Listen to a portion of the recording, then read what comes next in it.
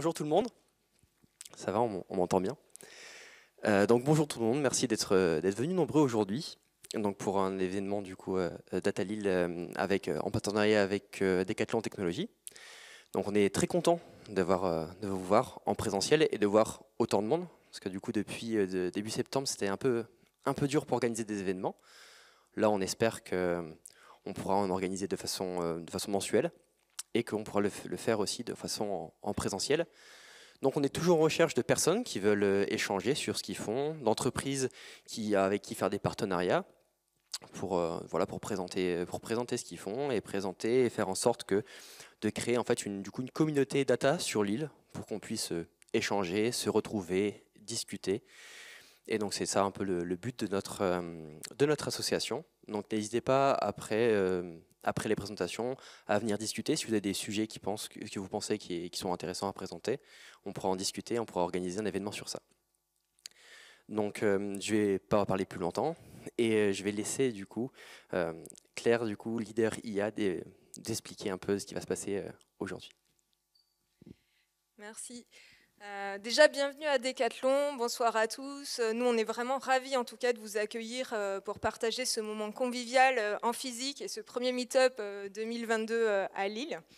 Attends, j'ai besoin de la zapette par contre, j'ai un petit peu oublié ça. J'ai quand même quelques slides à vous montrer. Je vais pas parler très, très longtemps, hein. Je vais laisser ensuite la place aux speakers pour les deux belles présentations que vous allez voir. En tout cas, très rapidement, je voulais vous représenter Decathlon. Donc Decathlon, ça fait 40 ans qu'on sert la même mission. Donc la mission, elle est simple, c'est rendre accessible durablement les plaisirs et les bienfaits du sport au plus grand nombre.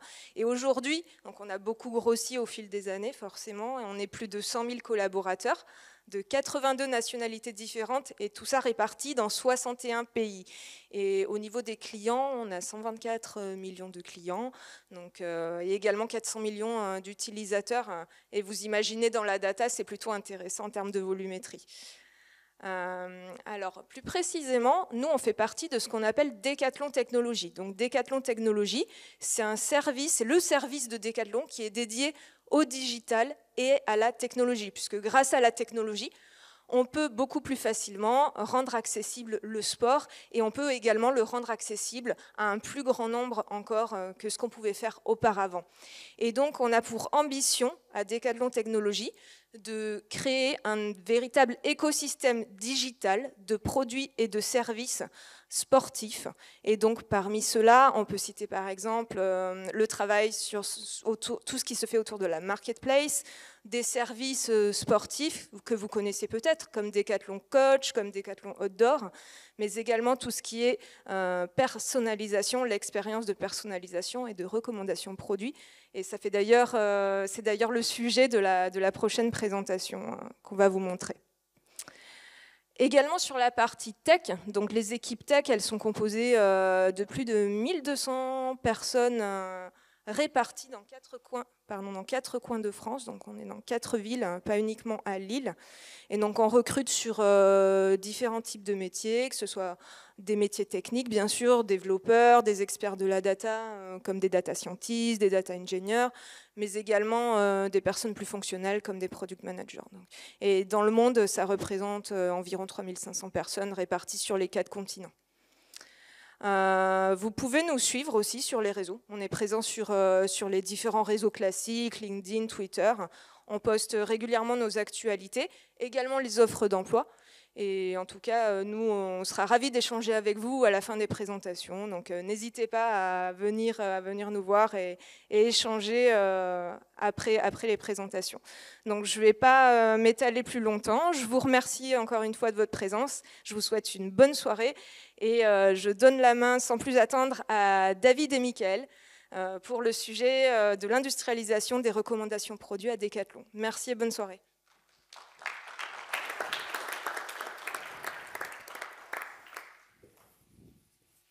Merci.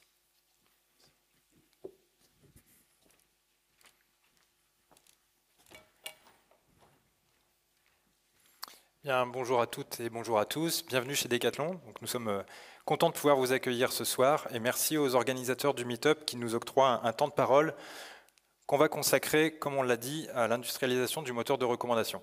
Alors, petit disclaimer tout de suite, c'est une présentation qui ne se veut pas trop technique, on ne va pas ouvrir le capot et disséquer des réseaux de neurones, on va plutôt vous raconter ça sous forme d'un retour d'expérience, les différentes problématiques qu'on a pu rencontrer au cours des 2 dernières années.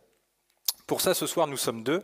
Je suis accompagné sur scène de Michael Coutero de la société WeWise, data scientist qui nous accompagne depuis près d'1 an maintenant sur le projet et qui nous vient exclusivement pour vous en guest star de Paris ce soir. Et moi-même, David, donc depuis une quinzaine d'années chez Decathlon et depuis 3 ans dans la BU data scientist dans la BU data. Cette présentation, on l'a voulu en 3 temps, donc avant de vous parler particulièrement des problématiques qu'on a en ce moment ou des sujets qu'on est en train d'explorer, on va prendre un temps pour remonter un peu aux origines et comprendre un petit peu d'où on est parti, ce qui expliquera aussi pourquoi on en est arrivé là. Mickaël parlera de la partie passage à l'échelle, rationalisation, et voilà, on parlera enfin des explorations qu'on est en train de mener en ce moment pour booster les performances. Donc c'est parti, démarrons tout de suite ce voyage inattendu qui démarre il y a à peu près 2 ans, jour pour jour. Donc ça, sauf si on vient de vous décryogéniser, normalement, il ne vous a pas échappé qu'il y a 2 ans, le contexte sanitaire était particulier et que suite à différents confinements, de fermetures de magasins, etc., il y a eu un report d'activité sur le commerce numérique et Decathlon, comme beaucoup d'autres enseignes, n'a pas échappé à cela. Et c'est dans ce contexte-là, très très incertain, que Decathlon s'est dit le sujet de la recommandation produit qui jusqu'à présent faisait l'objet de quelques tests, on a envie de le pousser un petit peu plus loin, donc on va monter une équipe exprès pour ça. Donc c'est parti, mai 2020, on va prendre une équipe qu'on va monter from scratch, et puis on va leur donner un objectif qui est simple, clair, mais ambitieux, qui est de dire, à horizon été 2020, on va faire un A/B test en prod sur decathlon.fr pour pousser de la recommandation produit. C'est assez ambitieux, on est en mai, on est dans une période, on va dire, de début de travail à distance, voilà, donc il faut aussi appréhender un peu ces modes de travail-là. Ça nous laisse à peu près 6-8 semaines, grosso modo, pour mettre quelque chose en production, donc on se dit qu'on ne va pas pouvoir non plus tergiverser, explorer plein de sujets, faire plein de prototypes, essayer plein de trucs. Globalement, il va falloir tirer tout droit, et puis on verra quoi. Je le précise parce que c'est un état d'esprit qu'on a eu dès le début et qu'on continue de cultiver aujourd'hui autant que faire se peut. On essaie vraiment d'avoir cette approche, je mets quelque chose en production, une V0, elle sera sans doute pas parfaite, c'est pas très grave. On va itérer dessus, on va prouver, on va démontrer que ça fonctionne, on va récupérer du feedback de nos utilisateurs, on va collecter de la data et puis on va améliorer comme ça par itération successive. Donc c'est parti, on est en mai, on se dit qu'est-ce qu'on a déjà ? Petit aparté, excusez-moi. Il faut quand même préciser le contexte de la France pour bien comprendre un petit peu la problématique qu'on essaie de résoudre. En France, c'est à peu près 10 millions de clients identifiés. Donc pour faire de la recommandation, il faut savoir à qui on s'adresse. Donc pour ça, on va regarder les transactions qui sont identifiées. On a à peu près un catalogue de produits recommandables d'environ 15 000 items. Alors il y a bien plus de produits que ça chez Decathlon. Par contre, on va se placer à une maille assez générale au niveau de l'article pour justement ne pas... pour réduire la dimensionnalité du problème. On aurait à peu près 45 000 articles, par contre, on ne va pas s'attacher à recommander le bon produit dans le bon coloris, par exemple. On va remonter à un niveau beaucoup plus haut, on va dire ce modèle-là, en présumant que le client sera ensuite capable de choisir le coloris qui lui plaît. Et pour ça, on va regarder 1 an d'historique d'achat pour des problématiques de RGPD qui se comprennent assez bien, et on va essayer de regarder sur un top 5 et un top 10 ce qu'on est capable de proposer. Donc comme je le disais, maintenant, on doit regarder ce qu'on a. Donc ceux qui ont déjà participé à des meet-ups dans lesquels Decathlon a pris la parole ont déjà vu ça. Alors, on ne va pas le représenter ce soir parce que ce n'est pas l'objectif, mais il faut juste savoir que ça existe. On avait un prototype développé vers 2017-2018, peu importe, qui est une factorisation des compositions matricielles, donc c'est du collaborative filtering. Et les collègues de l'époque avaient fait les choses plutôt assez bien parce qu'on avait aussi une API Java ils étaient allés jusque-là, avoir une API Java qui exposait les résultats. Donc c'est important parce qu'on ne part pas de zéro. Quelque part, on se dit, on a déjà ça va être un peu notre filet de sécurité, on sait qu'au moins on pourra pousser ça en prod et puis on va pouvoir explorer. À côté de ça, on a une autre approche qui est, elle, là, on était plutôt sur du prototypage. Ça a été développé conjointement avec nos collègues au Canada. Et là, on n'est pas sur du collaborative filtering, une matrice user item. On est sur du deep learning et notamment on fait un parallèle avec le NLP, donc traitement du langage automatique, dans lequel on va pas avoir, on n'a pas une séquence de mots qui entre en entrée d'un réseau pour sortir une autre séquence de mots qui serait la phrase traduite. On va faire le parallèle et on va avoir une séquence d'articles qui rentrent en entrée du réseau de neurones, qui vont sortir une autre séquence d'articles qui va correspondre à l'ensemble des articles les plus probables pour compléter la séquence, donc on peut considérer comme étant les recommandations de la personne. Donc dans le reste de la présentation, on fera référence donc c'est un RNN, parce que c'est récurrent, et on fera référence à ce modèle-là sous le nom indistinctement RNN ou LSTM, peu importe, parce que c'est une cellule LSTM. Alors j'ai dit juste avant qu'on avait 6-8 semaines pour faire, donc pas beaucoup de temps. Vous allez me dire, mais pourquoi, alors que vous aviez déjà un modèle, vous continuez, enfin vous essayez de mettre ça en production alors que vous n'avez pas le temps? Ça serait une bonne question. Et ouais, je pose les questions à votre place, ça ne vous dérange pas. Et en fait, lorsque le prototype a été fait avec le Canada, on avait regardé notamment sur un ensemble de métriques, et particulièrement le coverage, qui est une métrique de diversité. Le principe, c'est de dire, dans mon dataset d'entraînement, j'ai vu, je sais pas moi, 10 000 items, combien de ces items vont être poussés dans l'ensemble des recommandations. Ce qui permet de vérifier que vous n'avez pas construit un moteur qui va peut-être en pousser que 1000. Donc là, on aurait une faible diversité, et globalement, ça revient à pousser la même chose à tout le monde. On s'est rendu compte que ce modèle-là, celui qui est là, voilà, ce modèle-là, il a une meilleure métrique sur la diversité, donc on peut se dire, et tout en étant aussi bon sur d'autres métriques techniques, que je montrerai un petit peu après. Donc on peut se dire, globalement, il est meilleur, parce qu'il arrive à diversifier un peu plus l'offre, tout en étant tout aussi pertinent que l'ALS. Donc nous, on se dit, on n'a pas grand-chose à perdre que d'essayer de mettre ça en production, donc chiche, on y va. Celui Decathlon, jamais moins qu'à fond, donc hop, on se dit qu'on va y aller. Et donc mai 2020, on va diviser un peu les efforts. Il y a une personne qui va s'occuper de reprendre la LS, de mettre ça un petit peu au goût du jour, rafraîchir le truc et faire un peu de tuning et puis vérifier que ça fonctionne encore. Une autre personne qui va se charger d'entraîner le RNN sur un dataset français parce que ça n'avait été fait qu'au Canada. Et surtout, chose très importante, on va développer une API parce que ça, on n'en avait pas. Et aussi, par opportunité, parce qu'on est sur une stack AWS, on se dit qu'on va quand même tester ce qui existe sur étagère, ce serait dommage de se passer de ça. Donc on va tester des solutions toutes faites, type Amazon Personalize, et pour être capable de comparer toutes ces solutions-là entre elles sur un pied d'égalité, on va se construire une solution de benchmark où on va avoir un seul et même dataset, on va passer tous les modèles dans ce dataset-là et on va regarder les métriques qui vont sortir. Donc les métriques, vous les voyez ici verticalement, donc il y en a 5, très classiquement on retrouve la précision et le rappel, le coverage j'en ai parlé tout à droite, et puis les troisième et quatrième sont des métriques de ranking, donc le rang réciproque et l'average precision. Globalement, ce qu'on peut remarquer assez facilement quand on regarde ce graphe-là, c'est que déjà tous nos moteurs sont meilleurs qu'une baseline top vente, donc ça déjà c'est top, parce que ça veut dire que ça sert quand même à quelque chose de faire ces moteurs-là. On est meilleur que si on poussait la même chose à tout le monde, qui sont les produits les plus vendus. L'autre élément qu'on peut voir, c'est que l'ALS et le RNN, globalement, sont dans l'épaisseur du même trait de crayon. On est vraiment sur la même chose, et on va dire que l'ALS est un peu meilleur à la faveur d'un tuning, mais globalement, c'est tout, quoi. Le verre à moitié vide aussi, c'est que sur des métriques type précision, comme vous pouvez le voir ici, on est à 2%. On pourrait se dire que c'est quand même pas extraordinaire. J'en parlerai un petit peu plus tard pour donner un petit peu de relief à cette métrique et pourquoi 2%. Mais en tout cas, voilà ce qu'on se dit. Si on essaye de voir le verre à moitié plein, on se dit, bon, globalement, on a le RNN et la LS qui sont dans le même espace de performance. Le RNN, on le pense un petit peu plus... Enfin, il a un potentiel beaucoup plus fort, parce que c'est vrai que ça, je ne l'ai pas forcément précisé, mais on veut aussi tester le RNN parce que la LS, c'est une matrice user item. Donc une fois que vous avez mis vos users et vos items, vous allez faire un peu de tuning, tourner des boutons, mais globalement, voilà, vous allez gagner des poupouilles sur vos métriques et puis c'est tout, quoi. Enfin, presque. On se dit qu'au niveau de performance, on va arriver assez vite sur un plateau, alors que le RNN, comme c'est du deep learning, on veut pouvoir faire du feature engineering, rajouter plein de choses qui vont rentrer comme ça dans le réseau, et il y a un potentiel beaucoup plus élevé. Donc on a envie de le tester, et le fait de voir ces métriques-là, ça nous permet de dire, en faisant simplement l'entraînement du RNN sur un dataset FR, on est déjà dans le même espace de performance. Donc ça, c'est plutôt cool. Le truc un peu moins cool, c'est que comme on a tous travaillé chacun dans notre coin, à la fin on a ce qu'on a, c'est-à-dire qu'on a creusé tous notre tunnel et à la fin on a 2 beaux tunnels.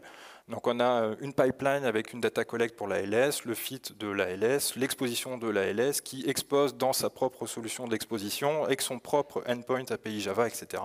Et on a exactement la même chose en bas sur la partie RNN avec même une autre solution de stockage qui est du DynamoDB. Et puis on arrive au courant de l'été, la fameuse échéance où il faut faire notre A/B test en production. Et là, quand on regarde un petit peu, on se dit notre API, on ne l'a pas testé en charge.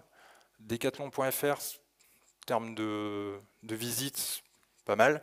On va pas avoir l'occasion de faire 2 fois une bonne première impression. Donc principe de précaution, comme on n'a pas testé en charge, on va déployer l'ALS, c'est pas très grave. On va déjà prouver que ça fonctionne, on va mettre en place la solution, on va vérifier que c'est bien branché, que ça fait le job, et on va prouver que ça marche. Et il sera toujours temps après de venir y mettre le RNN. Et voilà, donc ça c'est un peu le deal avec le e-commerce. Et le test, en fait, il dure 10 jours, grosso modo. Il dure 10 jours parce que la tendance est baissière. Et si on se remet un peu dans le contexte de 2020, il ne faut pas oublier qu'on sort de plusieurs mois de confinement, de magasins fermés, de CA qui a chuté. Avec du recul aujourd'hui, c'est facile de le dire, on est toujours plus intelligent après qu'avant, mais à l'époque, on ne sait pas du tout ce qui nous attend. Donc le mot d'ordre, c'est surtout, on ne prend aucun risque. Donc tous les tests qui sont à tendance baissière, même s'il n'y a pas de significativité statistique atteinte, ils sont coupés. C'est le cas de notre test, c'est le cas de plein d'autres tests. En tout cas, voilà, on nous annonce, écoutez, le test, il bagote un peu, donc on le coupe. On est un peu penaud, mais on se dit que c'est pas grave, ça nous laisse l'opportunité de faire notre test de charge sur le RNN, et puis on va revenir, on va mettre en place l'API, et puis ça va bien se passer. Et là, bim, deuxième confinement, magasin fermé, machin truc. Ok, donc là, les équipes e-commerce reprennent le bouillon sur leurs applis, ils sont complètement focus sur le fait de maintenir en condition opérationnelle les systèmes, donc il n'est plus du tout question de faire le test, cet A/B test sur le site internet. Et puis finalement, on appelait ça le voyage inattendu, parce que nous, on pensait vraiment aller là, on pensait aller sur le site internet, et puis on va se retrouver à tester un use case un peu opportuniste, lors d'un hackathon interne, comme ça nous arrive parfois d'en faire, on va tester un use case où on se rabat sur les campagnes email marketing. Donc ça, c'est le business as usual. C'est-à-dire qu'il y a des personnes qui vont choisir des produits,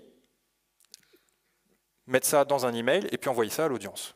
Et l'audience, ça peut être 1 millier de personnes, une dizaine de milliers, des millions sur la France par exemple. Et tout le monde va recevoir exactement la même chose. Et donc le principe, c'est de passer à un modèle un peu comme ça, où on va avoir pour chaque personne dont on connaît les recommandations produits, on va lui pousser les recommandations produits individualisées dans l'email, mais on pourrait aussi y associer des conseils sportifs en lien avec les produits, des recommandations d'activités en lien avec ces produits-là, voire même changer l'image en haut de l'email pour faire référence au sport, enfin, hyper personnaliser la solution, et avoir comme ça une multitude de variants. Donc c'est ce use case-là qu'on va ensuite déployer et tester avec d'autres pays, et notamment l'Allemagne. Je parle de l'Allemagne, c'est important parce que je l'ai dit tout au début, ou je ne sais plus si je l'ai dit, mais comme on doit aller tout droit, on a fait du franco-français. C'est-à-dire qu'à un moment, on a 5-6 semaines, donc on ne commence pas à inventer tout un tas de trucs et faire la fusée à 5 étages, on est parti tout droit, donc on a fait un proto qui marche pour la France. Puis là on dit, c'est bien, maintenant il faut que ça marche sur l'Allemagne. Cool. Donc il va falloir intégrer la notion de pays dans l'algo, et du coup c'est ce qu'on fait.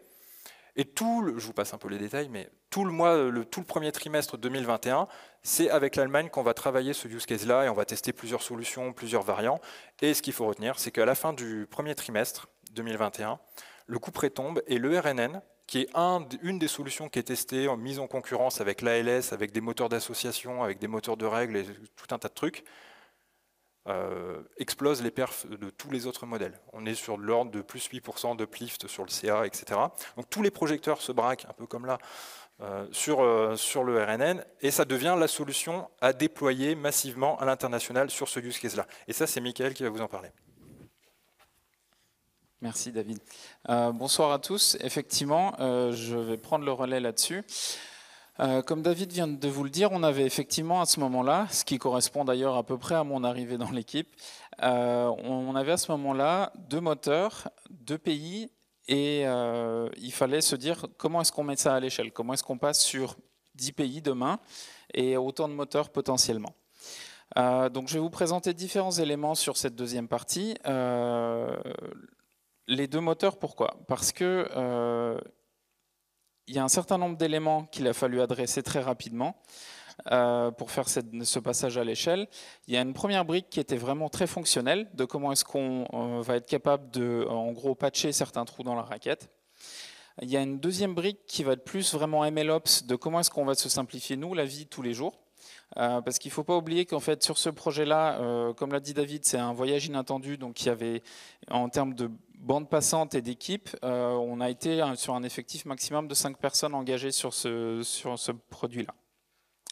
Donc vous imaginez bien qu'on ne peut pas tout faire en même temps. Donc tout ce qu'on peut faire pour rationaliser et simplifier en termes de gestion, on va le faire.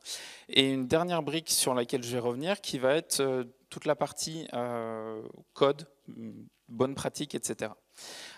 Donc pour commencer sur la première partie, sur la dimension fonctionnelle, comme l'a dit David, envoyer des campagnes de mailing, c'est bien. Quand on connaît les clients, c'est mieux. On peut faire de l'hyper-personnalisation, c'est très bien. Mais on ne connaît pas tous les clients. Et du coup, comment est-ce qu'on fait pour envoyer des mails qui soient quand même pertinents à des gens qu'on connaît très peu? On a adopté une solution très simple, mais pragmatique, qui nous permet déjà de mettre un premier pas en avant, qui a été tout simplement d'avoir un top vente. Donc effectivement, un top vente, c'est pas très compliqué. Mais ça nous permet globalement de mettre en place un système et un flux de données qui fait qu'on est capable d'alimenter tous les use cases par rapport à ça. Ensuite, on avait un deuxième problème, on va dire, d'ordre fonctionnel, c'est comment est-ce qu'on envoie des recommandations qui vont créer de la valeur pour les utilisateurs. Si on prend cet exemple-là, on voit que c'est une personne, donc chaque regroupement de vignettes représente donc des achats qui ont été faits sur différentes périodes par la même personne. Et vous voyez ici que cette personne, elle a essentiellement acheté des produits de consommation chez Decathlon, donc des barres énergétiques, des boissons, etc. La bonne nouvelle, c'était que le moteur a très bien compris que cette personne aimait ce genre de produit. Mais est-ce que, vu que c'est quelque chose que cette personne consomme de toute façon, est-ce qu'on a une forme d'intérêt de lui envoyer des mails qui concernent ces produits-là? La réponse est non, à la fois pour Decathlon comme pour la personne. Il y a un côté perdant-perdant. Donc, je vais revenir après un peu plus tard dans la présentation sur la solution qu'on a adoptée là-dessus, mais ça, c'était un des gros problèmes qu'on a eu sur les moteurs de recommandation. Donc ça, c'est pour la partie fonctionnelle. Pour la partie un peu MLOps, comme vous l'a dit David, il y a beaucoup de choses. Il y a 2 pipelines complètes de données et globalement, il y a 1 à 2 personnes qui sont en charge de gérer, on va dire, la première partie qui concerne tout ce qui est dans les rectangles arrondis. Donc il y a chaque fois 2 collectes, 2 types de modèles à maintenir et les expositions qui vont avec 2 bases de données, 2 API. Il y a une première partie de la rationalisation qui a été faite par David au courant de l'année dernière, qui a consisté à avoir une seule collecte de données pour les 2 produits. Donc ça impliquait un peu de gymnastique, mais chaque fois qu'on prend toutes les données, on est capable d'alimenter plusieurs modèles avec ces données-là. Et il y a une deuxième partie du travail qui a été fait par Clément dans l'équipe, qui a consisté à travailler sur la partie finale des tuyaux, qui consiste à mettre en place une seule API Java qui est capable d'accueillir des données des différents modèles. Et donc ça veut dire que nous, on garde la capacité aujourd'hui de se dire, sur tel use case, on veut envoyer des produits qui sont recommandés, qui viennent de tel modèle, c'est nous qui faisons le choix. On n'est pas tributaire d'un parti tiers qui viendrait nous obliger certains éléments par rapport à ça. C'est riche d'enseignements pour nous, parce que ça met en place une première étape de boucle un peu d'apprentissage pour nous, de voir ce qui marche, ce qui ne marche pas. Il y a d'autres avantages à cette structure, c'est que voilà. Demain, on a un deuxième modèle. Il suffit d'être capable de le brancher à l'Elasticsearch. Et parce qu'on a des choses qui sont très rationalisées en bout de chaîne de traitement, on est capable de rajouter tout ça assez facilement. Donc, il suffit d'être capable de... Je caricature un petit peu, mais si on est capable d'envoyer des données dans Elasticsearch, on est capable d'exposer les résultats. Donc ça nous permet d'imaginer aussi un certain nombre de scénarios à tester. Il y a encore un autre cas qui pourrait se présenter, c'est qu'il ne faut pas oublier qu'on va essayer de déployer la solution sur plusieurs pays, et certains pays peuvent avoir des spécificités. Donc cette architecture nous permet d'en tenir compte et d'avoir un traitement spécial pour un pays donné. Et le troisième point, qui a déjà été testé, en fait, c'est le fait de pouvoir faire des tests avec des solutions ouais, en français, chaque fois c'est une catastrophe, de troisième partie, pour pouvoir donc du coup juste envoyer les données dans l'Elastic et être capable de faire ces tests-là. Donc en fait, on a quelque chose où en gros on a unifié le début, la fin, et au milieu, là où il y a des éléments différenciants, on garde les éléments différenciants dont on va avoir besoin. C'est simple, c'est pragmatique, ça marche, et globalement, ça se maintient avec très peu de bras.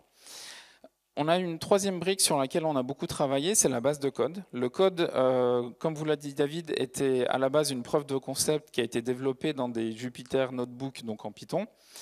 Et il y a eu toute une partie du travail qui a été faite, notamment depuis mon arrivée, mais un peu avant et qui se continue encore aujourd'hui, de refactorisation de la base de code. Parce que autant les notebooks sont très bien pour un travail exploratoire, visualiser des éléments, etc. Par contre, pour maintenir une solution en production, c'est un peu plus compliqué. On a donc travaillé sur, par exemple, la gestion des outils de ligne de commande avec une librairie qui s'appelle Typer. Je ne sais pas si vous connaissez, mais c'est vraiment top. Ça permet d'avoir des automatismes de tests unitaires, etc., qui sont plutôt sympas à gérer et à mettre en place. Et on a également travaillé sur l'implémentation d'éléments Python, qui sont les data classes et le typage. L'avantage de ça, c'est que si demain on a un nouvel arrivant, quand il va voir le code, il va être capable de le lire beaucoup plus facilement. Il y avait une documentation qui était exhaustive, et c'est très bien, mais ça force à faire des allers-retours entre code et documentation. Là, on a une structure qui est un petit peu autoporteuse, ou en tout cas plus autoporteuse que ce qu'elle était. Et du coup, ça facilite la montée en compétence des gens qui arrivent. Deuxième point sur lequel on a travaillé, monter en version d'à peu près tout. Donc tous les jobs sont lancés dans un environnement AWS sur des machines préconfigurées de façon relativement générique à la base. Nous, on a fait un travail pour obtenir des situations et des configurations qui sont vraiment adaptées à notre use case, ce qui fait que chaque fois qu'on va lancer une machine pour un entraînement d'un modèle ou une prédiction, elle est déjà complètement préconfigurée pour notre use case à nous. On n'est pas en train de retélécharger des librairies Python qui prennent du temps, de l'énergie, et typiquement quand on est en train d'itérer ou de faire des tests, on est chaque fois en train d'attendre que ça s'installe.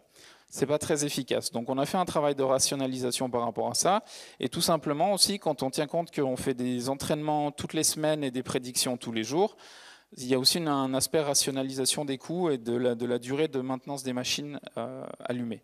Et le dernier point, plus pour le côté data scientist en nous, on a mis en place des éléments de monitoring avec notamment MLflow qui nous permet, au lieu d'aller pêcher dans des fichiers log de jobs qui ont été lancés sur des interfaces distantes, d'avoir des résultats immédiats de ce qu'on teste en entraînement ou en tuning. Et on voit très rapidement sur un graphe de ça marche pas. Quand il faut commencer à aller pêcher dans des fichiers texte, c'est toujours un petit peu plus chronophage, et quand on en est à la 10e itération de la journée, ça économise un peu d'énergie. Tout ça pour vous dire quoi? Tout ça pour vous dire qu'aujourd'hui, on a un système qui nous a permis de mettre en production en octobre 2021 14 pays. On est passé de 2 pays au mois d'avril à 14. Aujourd'hui, l'ouverture d'un nouveau pays, c'est à peu près 2 étapes. Une première qui consiste à vérifier qu'on a bien les données dans le data lake, et une deuxième qui consiste à juste rajouter un fichier texte avec quelques éléments qui précisent que à partir d'aujourd'hui, on tient compte de la Bulgarie, par exemple. Donc ça, c'était un des succès par rapport à ça. On a énormément facilité là-dessus. Et le deuxième point que j'aimerais vous présenter ici, c'est également la partie terminale du pipeline de données, qui est la consommation à partir de l'API. On a un use case pour le moment qui est essentiellement axé autour des campagnes de mailing. Ça veut dire qu'on doit avoir un système qui est capable de tenir les charges ponctuelles mais intenses d'envoyer X millions de mails d'un coup.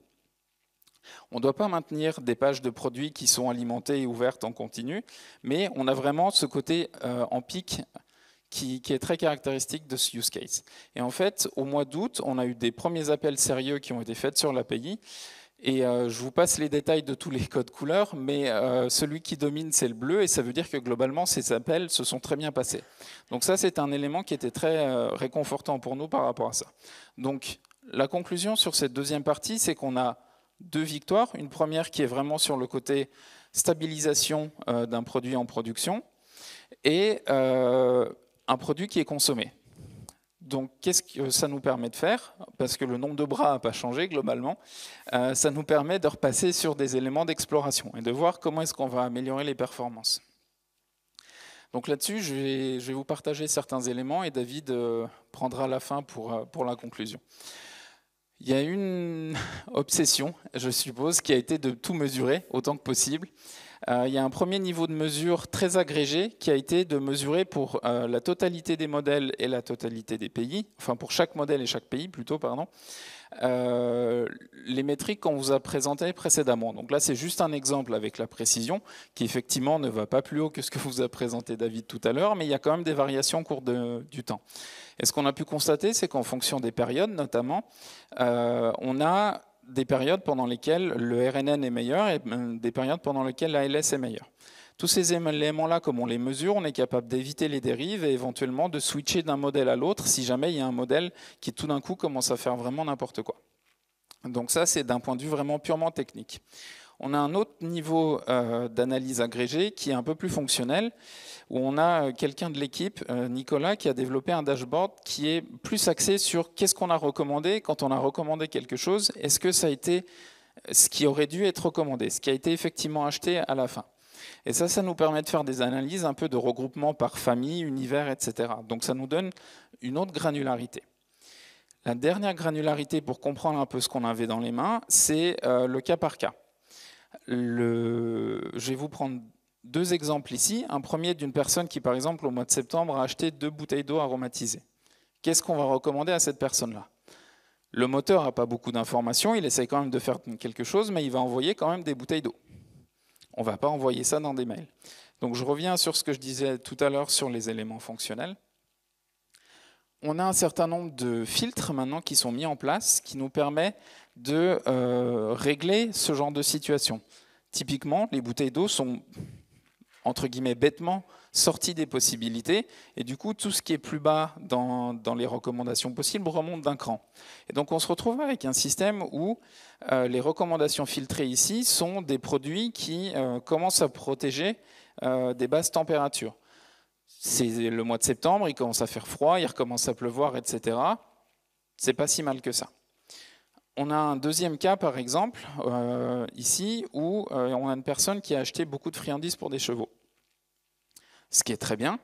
Pareil, le moteur de recommandation a très bien compris que cette personne, elle achetait des friandises pour chevaux. Et du coup, aucun intérêt, pareil que les bouteilles d'eau, de recommander ces mêmes produits. Donc ce qu'on a fait, c'est qu'avec les règles de filtrage qu'on a, c'est qu'on est capable de les enlever et de se dire que du coup, on va pousser des produits qui, par exemple, vont améliorer le son animal, etc., comme vous le voyez sur la dernière ligne de cette diapositive. Donc voilà, on a différents niveaux de granularité dans lesquels on est capable d'aller aujourd'hui, et ça nous permet de mieux comprendre ce qu'on a. Donc mieux comprendre ce qu'on a, c'est très bien, mais il faut aussi avoir une idée de vers où est-ce qu'on pourrait éventuellement aller. Pour ça, il y a énormément de recherches qui a été publiées sur les moteurs de recommandation.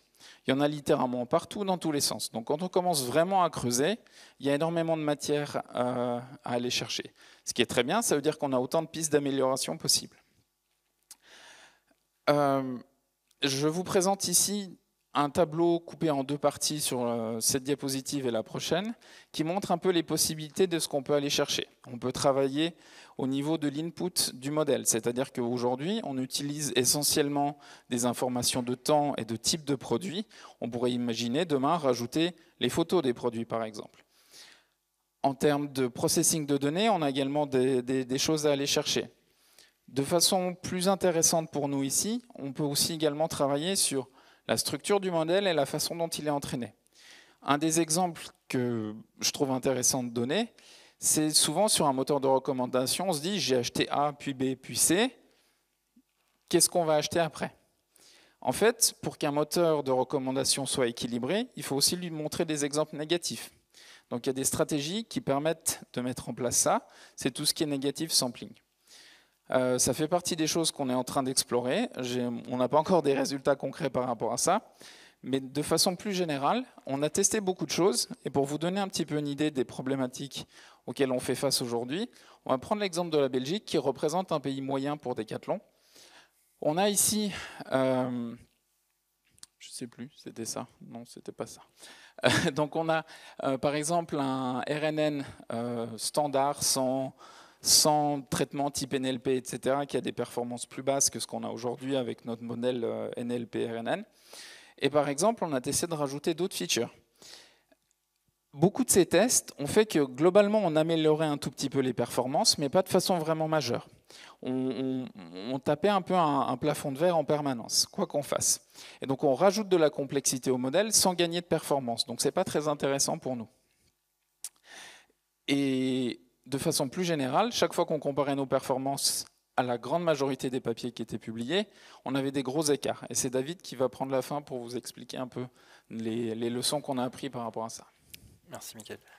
Donc effectivement, comme Mickaël vient de le dire, globalement on se retrouve confronté à une espèce de plafond de verre au niveau des performances. On se retrouve dans un espace dont on n'arrive pas à sortir, et globalement on ne comprend pas vraiment pourquoi, parce que si on regarde la littérature, et il y en a vraiment pléthore, Mickaël l'a dit, on va trouver plein d'exemples, je vous montrerai juste après un exemple de papier, et ce n'est pas du tout ce que nous on observe au niveau des performances. Alors nous le problème aujourd'hui il est abordé comme ça, c'est ce qu'on appelle le session-based recommendation, où on va avoir une suite d'items comme ça successifs, donc on va retrouver j'ai acheté celui-là, puis celui-là, puis celui-ci, du coup quel est à votre avis le probable prochain? Donc les caractéristiques, je vous laisse en prendre connaissance, elles sont écrites sur la slide. Et quand vous regardez les papiers, vous avez allègrement 60% de recall at 20 ou 66, là même sur celui-là, sur différents datasets. Donc des datasets que vous retrouverez sur Internet assez facilement, qui sont souvent pris en exemple dans les papiers de recherche. Celui de droite, c'est de la vidéo. Donc là, on est sur de la prédiction du prochain film que vous allez regarder. Donc ça, c'est du classique Movie Lens ou voilà, des choses introduites aussi par Netflix, etc. Mais le problème est un peu différent parce que quand vous regardez un film, déjà, vous ne regardez pas deux en même temps, a priori. Donc si vous regardez Le Seigneur des Anneaux 1, puis Le Seigneur des Anneaux 2, sans doute une intelligence assez poussée qui va vous dire que vous allez regarder Le Seigneur des Anneaux 3, une grande chance. Le dataset à gauche, c'est des clickstreams sur un site e-commerce qui, de temps en temps, finissent dans des achats. Sauf que nous, ce n'est pas non plus ce qu'on fait, parce que nous, on essaye de prédire les prochains achats. Et quand on est dans le Session-Based Recommendation, où vraiment on a une session web où j'arrive, le client est inconnu, et au fur et à mesure de ses clics, je vais commencer à le mettre dans un entonnoir et essayer de comprendre ce qu'il essaye de faire, donc prédire le prochain clic, c'est une chose. Prédire le prochain achat, c'est beaucoup plus engageant. Cliquer sur une fiche article, voilà, pour regarder des détails, tout le monde le fait. Donc nous, quand on remet ça dans notre contexte, on se dit « Ah, c'est pas exactement la même chose », parce que nous, c'est plutôt ça ce qui se passe. J'ai acheté en même temps la chaussure, la veste, la gourde, etc. Puis j'ai fait un autre panier un peu plus tard, etc. Et du coup, quel est mon prochain panier? Et ça, c'est notre problématique, c'est le Next Basket Recommendation. Les caractéristiques sont un peu différentes. Déjà, il y a beaucoup moins de paniers par client. Évidemment, des items, il y en a, mais des paniers, il y en a moins. Et surtout, là où j'attire votre attention, c'est que globalement, si dans le magasin, j'ai acheté dans le bac, quand je passe à la caisse, je mets celui-là avant celui-là, ou l'inverse, ou que sur le site internet, j'ai mis dans mon panier au moment de payer la veste avant la chaussure, ou l'inverse, ça n'a strictement aucune importance. Ça a été acheté en même temps. Donc on est sur une problématique d'achat concomitant, et quand on essaye de faire de la séquence à séquence, et qu'on a comme ça des éléments qui arrivent en même temps, la façon dont vous présentez la séquence au moteur, elle a de l'importance, parce que vous allez les mettre dans un ordre qui est peut-être arbitraire, ou alors vous allez devoir tous les présenter sur toutes les permutations possibles, et là, bon courage. Donc voilà, c'est une problématique à laquelle on fait face. Je n'ai pas forcément de réponse aujourd'hui, mais ce que je peux vous dire, c'est que la littérature là-dessus, il n'y en a vraiment pas beaucoup. Vous avez assez de vos mains et vos pieds pour les compter. Nombre de publications par an. On a une publication qui date d'il y a 6 mois là, qui nous montre ce qu'on peut regarder au niveau des datasets pour essayer de comprendre un petit peu mieux la problématique. Donc ici, ils nous disent quoi? Donc sur des datasets aussi assez courants, ils nous disent le nombre d'éléments, le nombre de clients, combien il y a d'éléments par panier et combien il y a de paniers globalement par client. Là où c'est intéressant, c'est qu'on va mesurer un taux de répétition et un taux d'exploration. C'est-à-dire que quand vous achetez quelque chose, on va regarder si vous l'aviez déjà acheté auparavant. Et ça, c'est super important, parce que nous, on a fait l'exercice de mesurer ça sur la Belgique, et voilà ce qu'on observe. On observe qu'on a à peu près 12 000 items, beaucoup de clients, qu'en moyenne, ils font moins de... Enfin, les paniers sont beaucoup plus petits, et qu'il y en a moins aussi par an. Et surtout, on a un taux d'exploration de 90%. Ce qui veut dire, si on reprend le problème, j'ai 12 000 items, je vais en prendre 5. Et je vais essayer de trouver les 5 pertinents pour la personne, sachant que globalement, il y a à peu près 90% de chances que ce soit des items qu'elle n'a jamais vus auparavant. Donc forcément, la façon dont vous entraînez votre modèle est aussi très importante, et sachant également que dans les 8%, on va retrouver tous les articles de consommation dont Michael a parlé, les bouteilles d'eau, les trucs pour chevaux, etc. etc. Donc, ce qui ne veut pas dire qu'il faut se contenter de notre 5% de recall et puis être content avec ça. Mais quand même, la problématique, elle est assez différente et il faut prendre un peu de recul. En tout cas, nous, on prend un peu de recul par rapport aux papiers qui sont publiés et on se dit, peut-être qu'on n'essaye pas de résoudre exactement la même chose. Donc, 60% déjà, bon, on oublie. Hein. Si on regarde un petit peu les papiers, alors ils ne sont pas forcément comparables entre eux, c'est juste pour donner un ordre d'idée, mais sur du session-based, vous êtes sur du 60%. Le top du top, sur le Next Basket Recommendation, on tombe un recall à 20% sur des datasets avec un fort taux de répétition.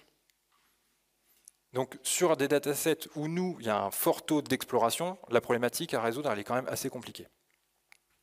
Donc voilà un peu où on en est en ce moment, ce qu'on essaie d'explorer. En guise de conclusion, en toute modestie, si on devait regarder un petit peu dans le rétro et dire qu'est-ce qui nous a amené là où on est aujourd'hui, alors on va enfoncer beaucoup de portes bien grandes ouvertes, hein, mais bon, c'est pas très grave, on le partage quand même. Et puis c'est pas des fois parce qu'on sait qu'elles sont là et qu'elles sont ouvertes qu'on arrive à les éviter. Mais en tout cas, si on parle déjà d'industrialisation, la première chose, c'est d'intégrer très tôt un machine learning engineer si vous en avez la possibilité. Si vous n'avez pas, vous voyez s'il n'y a pas un data scientist porté un peu sur la chose. En tout cas, on n'aurait pas réussi à ouvrir 14 pays en 3-4 mois si jamais on n'avait pas adopté toutes les bonnes pratiques de développement, de software development, de design pattern, etc. La production avant les explorations, c'est souvent avec Michael, on lit des choses, des articles, et puis on se dit « Ah, on aura envie de tester ». Ouais, mais on a quand même toujours cette logique de prod first, et puis on n'est pas beaucoup. Donc du coup, il faut d'abord maintenir la production, et après, une fois que ça tourne et que ça rend déjà un service qui fonctionne déjà, à ce moment-là, on pourra regarder les explorations et on va les prioriser. Le Kaggle versus la Virel, c'est un peu pour faire la boutade, mais pour ceux qui ont déjà travaillé avec plein de datasets, vous avez le monde magique, comment ça devrait marcher, puis après, il y a la vraie vie. Derrière un client chez Decathlon, derrière un identifiant client, il n'y a pas toujours une seule personne, ça peut être un foyer. Si je prends par exemple mon cas, ma fille fait de la gym, mon fils fait du foot, je fais de la course à pied, dans un panier, il y a tout, il y a à boire et à manger. Donc, bonne chance pour essayer de déduire quoi que ce soit. Et ça arrive aussi plein de fois chez plein de clients. C'est toujours pas facile de cerner comme ça, et tout le monde ne sont pas monosport. Voilà. La mesure de la valeur, c'est plutôt pour dire, on n'est pas toujours en production, et dans la recommandation, la particularité, c'est qu'il n'y a que les A/B tests qui font foi, parce qu'il n'y a que quand vous allez exposer votre recommandation au client, vous allez savoir si finalement c'était pertinent. Les métriques techniques, elles sont très bien, c'est bien pour savoir si ça dérive ou pas, mais globalement, ça ne vaut pas grand-chose. Donc, on s'est aussi peut-être des fois un peu perdu, acharné à vouloir améliorer une métrique technique, mais finalement 0,01% de précision, ça fait combien d'euros à la fin? Je ne sais pas. Et la bonne approche pour le bon problème, voilà, je ne reviens pas dessus, le session-based, le next basket, je pense que vous avez bien compris. Les prochaines étapes pour nous, on n'a pas oublié notre objectif de départ qui est de se mettre sur le site internet. Hein. C'était quand même bien la problématique du départ, et puis on a un petit voyage inattendu, on est passé par des chemins de travée, mais on ne l'a pas dit, mais on est quand même appelé par l'app mobile. Si vous avez l'app mobile Decathlon sur votre téléphone, vous pouvez l'ouvrir, regarder. Le troisième bandeau, il y a des produits qui sont recommandés pour vous, ça c'est notre API. Le deuxième point, c'est la définition de persona. J'y tiens particulièrement parce qu'aujourd'hui, on regarde les métriques dans la globalité du dataset et on dit « je suis précis à 2%, ce qui est bien de dire ça. Enfin, je ne sais pas si c'est bien de dire ça, mais en tout cas, voilà, c'est ce qu'on dit. C'est quand même plus intéressant de segmenter la base et d'être capable de dire, par exemple, si on prend une approche CLV, de dire sur mes clients qui sont hauts performeurs, mon moteur est bien plus pertinent. Ou alors il ne l'est pas, mais c'est bien de savoir qu'il ne l'est pas, parce que peut-être que j'aurai envie d'améliorer. Ça ne veut pas dire qu'il faille délaisser les autres clients, mais en tout cas, les clients qui sont hauts performeurs, j'ai envie que mon moteur soit pertinent, puisqu'ils viennent souvent. Je pourrais aussi vouloir améliorer un domaine sportif en particulier, parce que ce domaine sportif, c'est celui qui draine le plus de CA ou de marge ou de ce que vous voulez comme métrique business objective. Mais en tout cas, avoir comme ça des insights et se dire, je veux améliorer ça, plutôt que je veux améliorer, mais améliorer quoi au global, voilà. Les deux derniers, c'est rajouter des nouvelles features sur le moteur qu'on a et puis essayer de l'améliorer, parce que c'est quand même la base du sujet, et explorer des nouvelles approches. On n'en a pas parlé, mais il existe des choses aussi autour de graphes ou autour de transformers, etc. Enfin, des choses qui ont un peu le vent en poupe et on n'a pas encore eu le temps de regarder.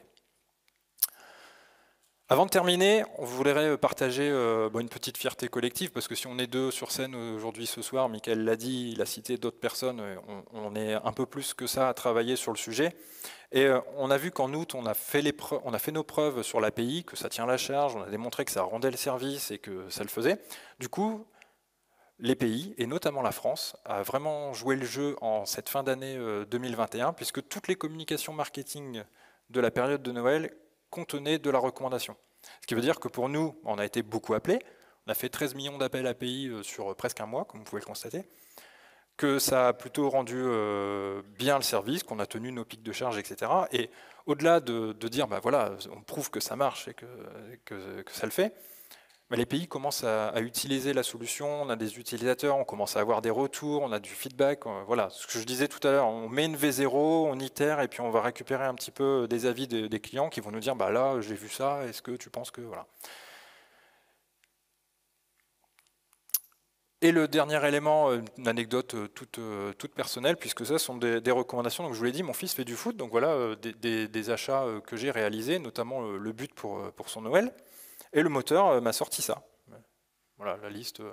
Donc ça, quand vous le mettez dans le use case de la recommandation par email, ça donne ça. Vous recevez un email avec le texte d'ambiance, bonjour, tu pratiques le foot, blablabla. Et puis les deux premiers produits recommandés par le moteur qui sont mis en avant. Le premier, c'est une bâche de précision qui se fixe exactement sur ce but-là. C'est la même. Elle va vraiment dessus, c'est fait pour. Donc en plus, c'est génial parce que je ne le savais même pas. Donc là, moi, je me dis, j'ai envie de l'acheter, c'est super. Donc cross-sell hyper personnalisé, pas besoin d'avoir quelqu'un qui envoie un email post-achat, tu as acheté ça, et sais-tu qu'il existe ça l'a fait tout seul. Et puis le gant de foot, évidemment, parce que les entraînements l'hiver, ça pique un peu aux mains. Voilà, on en a terminé pour la présentation. On va pouvoir passer à la séance de questions si vous en avez. En tout cas, merci de nous avoir écoutés ce soir.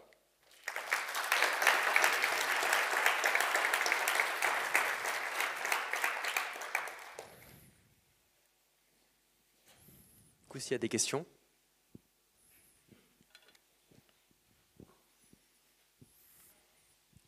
Bonsoir. J'ai un gros doute en fait sur le RNN. Vous utilisez que les données produits pour prédire ou vous n'incluez aucune donnée client? Non, on a juste l'identifiant du client et un historique d'achat. Et après, pour gérer la saisonnalité, on a aussi une autre feature qui est la récence de l'achat, qui permet de bien capturer l'aspect saisonnier. Et du coup, vous l'avez testé. Bon, j'ai bien compris le principe de... On va tester plus tard, on fera de l'exploration plus tard, mais vous n'avez pas testé, par exemple, un l'âge. J'imagine que tout à l'heure, l'exemple des friandises pour cheval, si c'est une grand-mère qui les a achetées ou si c'est une jeune fille de 25 ans, peut-être qu'elle n'aura pas les mêmes achats derrière.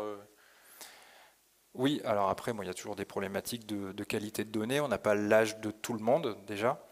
Derrière une carte, c'est pas forcément la personne qui s'est déclarée, qui a fait les achats. On prend les exemples, je donnais l'exemple du foyer. C'est pas toujours évident la carte n'est pas personnelle, elle n'est pas unipersonnelle. Donc non, l'âge, c'est pas quelque chose qu'on a testé, c'est pas assez qualitatif pour que le moteur apprenne vraiment. On a testé plein d'autres features, plutôt autour du produit, mais moins sur la personne. Une autre question?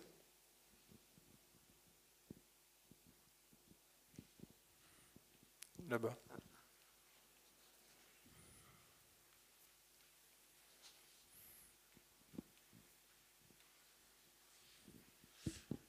tout à l'heure, on parlait de filtres qui étaient appliqués sur le modèle. Est-ce que, comment on détecte justement ces aberrations pour pouvoir les appliquer derrière? Parce que sur des milliers de produits, c'est pas évident de savoir lesquels vont apparaître alors qu'en réalité, on ne veut pas les faire apparaître. Alors, déjà, il y a les remontées qui peuvent nous être faites via le réseau Decathlon, des gens qui envoient les campagnes d'email, etc. Mais on a montré à un moment donné, je reviens un petit peu en arrière, là. Donc on a des outils un peu comme ça qui vont nous déterminer le nombre de produits qui ont été massivement recommandés, etc. Donc déjà, ça donne aussi un aperçu. Par contre, oui, on ne peut pas garantir qu'il n'y en ait pas qui passent à la trappe, mais on a vraiment observé quels sont les produits qui reviennent régulièrement en sortie de moteur. Et les bouteilles d'eau, c'est quelque chose qui est extrêmement vendu chez Decathlon. Donc comme il est extrêmement vendu, le moteur apprend très bien qu'il va marquer des points. S'il recommande des bouteilles d'eau, donc il recommande des bouteilles d'eau, donc elles apparaissent ici dans le top. Et donc nous on se dit, bah non, globalement ça on n'a pas envie de les avoir. C'est un peu, voilà, je ne sais pas si ça répond très exactement à la question. Je ne peux pas garantir qu'il n'y a pas des choses qui vont passer à la trappe, évidemment. Par contre, ouais, tout ce qui est barre de céréales, bouteilles d'eau, etc., qui finalement, on se pose même la question à l'instant T de les retirer même de l'apprentissage, parce que finalement, quand vous avez acheté une bouteille d'eau, une barre de céréales, ça ne m'a pas appris grand-chose sur vous. Donc finalement, on se dit voilà, qu'on va sans doute les retirer de l'apprentissage et voir. Après, c'est toujours compliqué parce que plus on va retirer d'éléments, enfin on va complètement dénaturer les séquences et il faut que le moteur quand même continue de trouver des patterns dans la data. Mais non, on n'a pas de solution magique qui nous les identifie malheureusement. C'est de la data analyse a posteriori.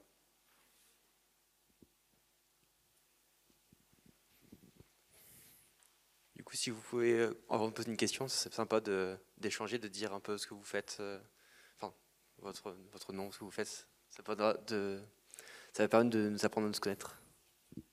Bonjour, alors Bonjour. je suis étudiant en analyse de données. Du coup, ma question c'était à quelle fréquence vous entraînez le modèle RNN? Aujourd'hui, il est entraîné toutes les semaines. Et on a regardé à quel point c'était vraiment utile de faire ça. La réponse c'est que ça ne l'est pas forcément de le faire systématiquement chaque semaine. Par contre, à un moment donné, comme il va recommander que ce qu'il a vu dans son dataset d'entraînement, il va bien falloir être capable d'introduire les nouveaux produits. Parce qu'il y a quand même une espèce de phénomène un peu de rotation, de produits qui disparaissent, qui sont remplacés par d'autres, etc. Donc la juste fréquence, elle se situe sans doute autour du mois, quelque chose comme ça. Il ne faut pas non plus oublier l'aspect saisonnier. En tout cas, dans des explorations, on s'est déjà rendu compte que si je prenais des modèles déjà entraînés il y a 4 semaines et que je leur faisais passer des nouvelles séquences du moment, il n'était pas trop loin du modèle de la semaine dernière, par exemple. D'accord, merci.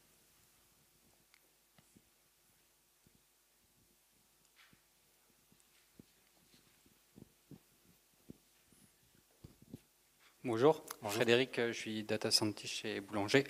J'avais une question sur les filtres. Est-ce que vous avez testé d'autres filtres de type la note sur le produit ou optimiser la marge sur des produits qui seraient très similaires et pousser plus un produit qui marge plus plutôt qu'un produit qui marge moins ou un produit qui est mieux noté versus un produit qui est moins bien noté ou un produit qui serait plus en stock ou ce genre de simulation?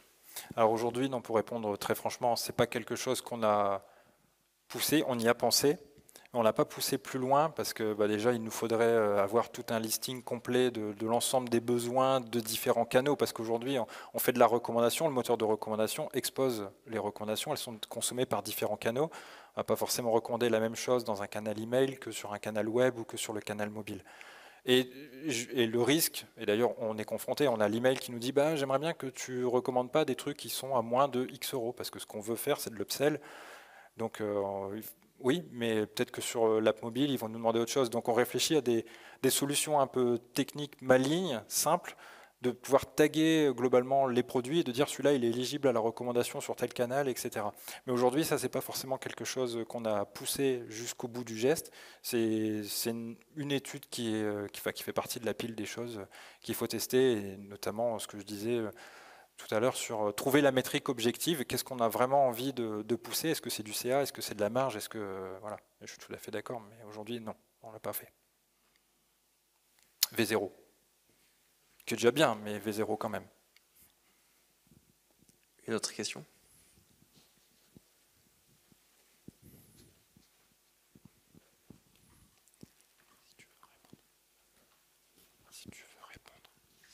Bonjour, donc Céline de chez Auchan, je suis data scientist et en fait on traite exactement le même sujet chez Auchan. Et ça est super intéressant parce qu'on a, enfin dans ce que j'ai pu voir, c'est vous avez passé par les mêmes éléments. Et une des grosses problématiques qu'on a, nous, c'est l'adressance. Alors après, vous avez des paniers beaucoup plus petits avec des clients qui rachètent moins souvent la même chose. Mais moi, c'est une grosse difficulté que j'ai. Et j'ai du mal en fait à pallier en fait ce problème de récence où finalement je pousse des produits qui ont été rachetés trop récemment et j'aimerais bien un peu le contraindre. Alors je ne sais pas si vous avez pu ajuster ça et si vous avez aussi, si c'était un élément qui perturbait vos modèles et sur lesquels vous avez essayé de le traiter via de l'ajout de métriques ou le RNN fait peut-être mieux l'affaire que... Oui, en fait, voilà. Quand on regarde la sortie de l'ALS ou la sortie du RNN, on observe déjà plusieurs choses. C'est que l'ALS, il a un fort biais de popularité. Il va vous pousser les chaussettes en veux-tu, en voilà. Voilà. Au moins, il est sûr d'avoir bon, donc il prend aucun risque, il en met presque à tout le monde. Tu es sûr que tu n'en veux pas. La deuxième chose, c'est qu'il repousse ce qui a déjà été racheté, donc exactement ça. Récent ou pas récent d'ailleurs. Peu importe la récence, tu l'as déjà acheté, t'aimes bien, reprends-le, s'il te plaît. Et le RNN, pas du tout. Enfin, pas du tout. Non, j'exagère, parce que évidemment, il le fait, mais dans une mesure beaucoup moindre. Donc on n'a pas creusé la question parce qu'en fait on a observé qu'il ne le faisait pas et je ne saurais pas aujourd'hui, je pense que c'est de par comme il prend des séries, je pense que voilà, ouais. il s'attend à avoir autre chose parce que la personne elle n'a pas systématiquement acheté derrière. Enfin, après, dans nous c'est vrai que c'est Auchan, donc on a plutôt des produits qui reviennent souvent, donc c'est pas en soi c'est pas un problème. Une partie de la réponse vient aussi de cette mesure-là, là, je ne sais plus, celle-là. Peut-être. Je ne sais pas si c'est quelque chose que vous avez mesuré. Bah non, et du coup ça m'interroge et effectivement je vais regarder. Parce que là, enfin, dans ces éléments-là, moi j'avais lu un article, notamment sur le Next Basket Recommendation, où les personnes disent, enfin, dans le papier, elles disent, si je prends le top fréquent de la personne, j'explose tous les RNN du monde, etc. Et c'est sans doute vrai sur des datasets avec un fort taux de répétition. Il y a sans doute des approches très malignes comme ça, un peu statistiques, où je prends le top fréquent de la personne et puis je lui pousse ça, ça va bien marcher. Ouais, c'est vrai. Si j'ai acheté des pâtes et du riz maintenant, dans 6 semaines, je vais racheter des pâtes et du riz, forcément. Il n'y en a plus. Mais nous, on ne l'a pas observé, et je pense notamment par rapport à ça, parce que le moteur n'apprend pas que les gens rachètent ce qu'ils ont déjà, sauf les consommables, etc. Et comme les consommables, généralement, on les filtre, parce qu'on n'a pas envie. Tu vas venir les racheter de toute façon, on n'a pas besoin de te le dire. Enfin, vous. Mais... Désolé. Okay, merci.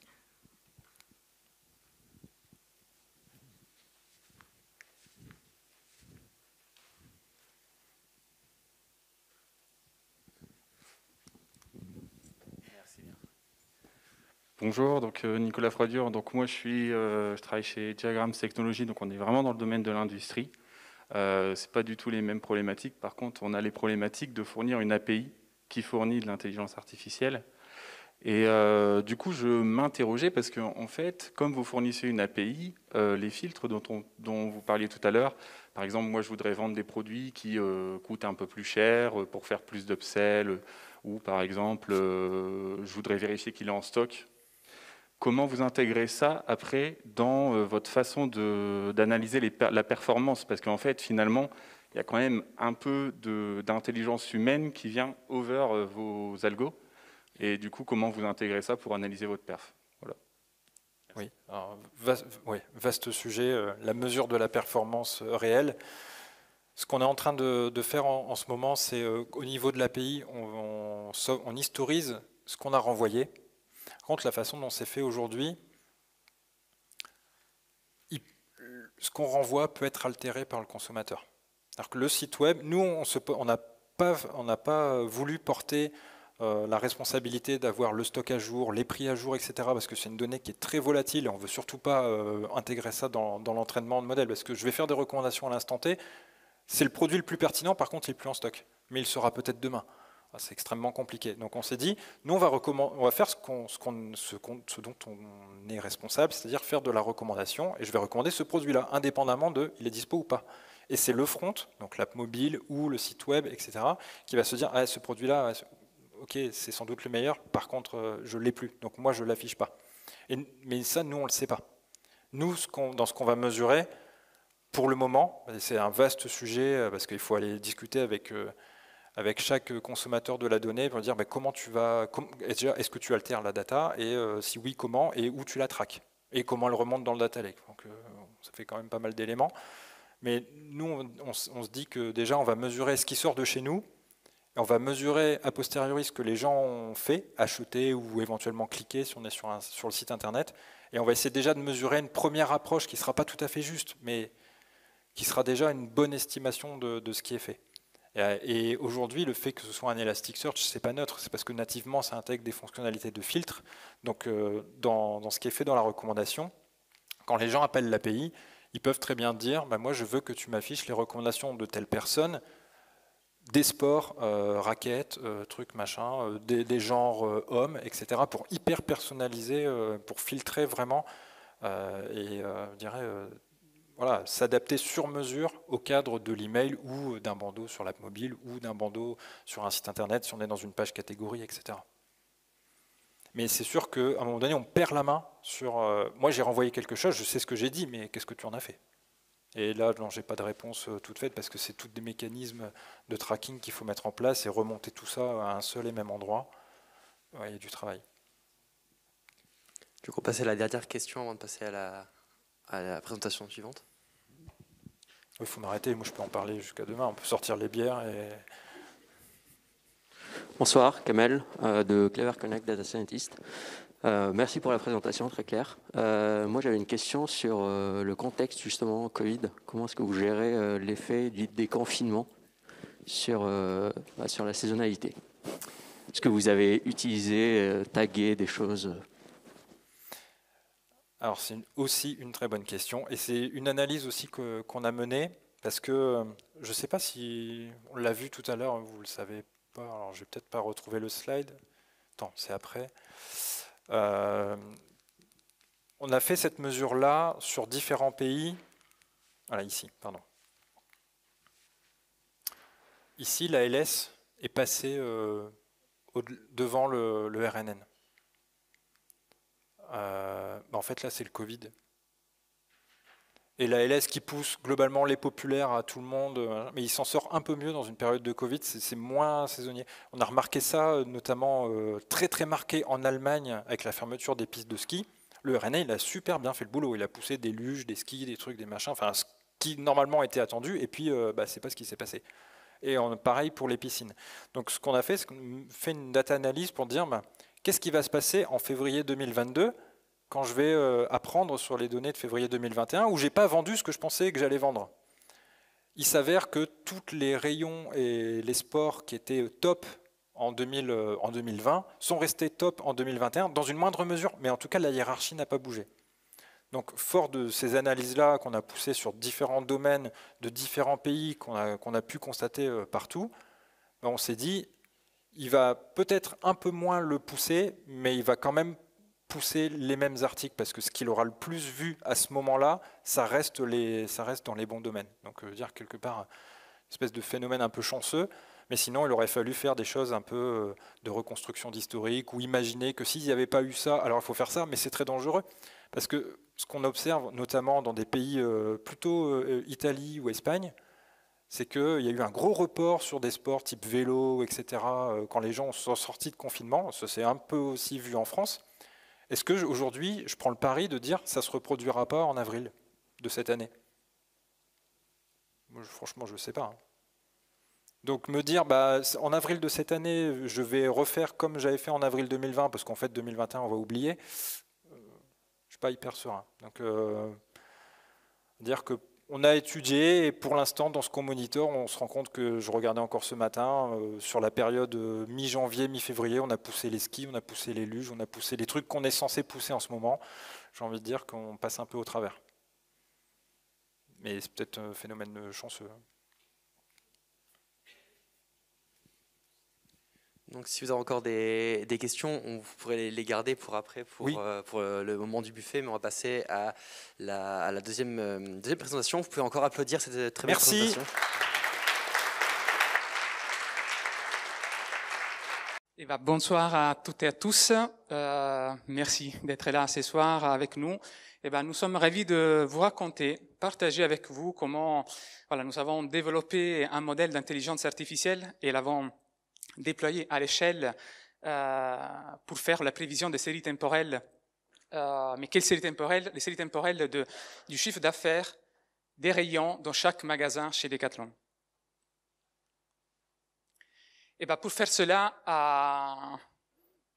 on a une super équipe dont je suis vraiment fier d'être du coup le leader de l'Artificial Intelligence Lab chez Decathlon. Et donc moi c'est Alfonso Carta. Vianney Brunet, Data Scientist. Corentin Vasseur, du coup Machine Learning Ingénieur. Alors peut-être pour repréciser un petit peu ce qu'est un Machine Learning Ingénieur, on en a parlé tout à l'heure. Vous connaissez peut-être le data scientist qui est en charge de la création des modèles, le data ingénieur qui va travailler sur la manipulation des données. Et bien le machine learning ingénieur, c'est la personne qui va travailler sur la manipulation des modèles. Donc, ça veut dire quoi? Ça veut dire être capable de construire un code fonctionnel et modulaire d'une part, et d'autre part de pousser en production le modèle, le monitorer et de l'adapter à d'éventuels changements de contexte. Et donc Gauthier Lemeur, data engineer et puis ML engineer. Merci. Et du coup, la présentation ce soir, elle est composée de 4 chapitres principaux. Il y aura une introduction où on va exposer la problématique business, le pourquoi on a décidé d'expérimenter et traiter ces sujets-là. On va vous raconter l'approche de data science qu'on a utilisée. Troisième étape, le déploiement. Donc, quelle technologie, quelle méthodologie aussi pour déployer à l'échelle cette solution. Et parce que c'est bien de conclure avec des conclusions, il y aura aussi des conclusions à la fin.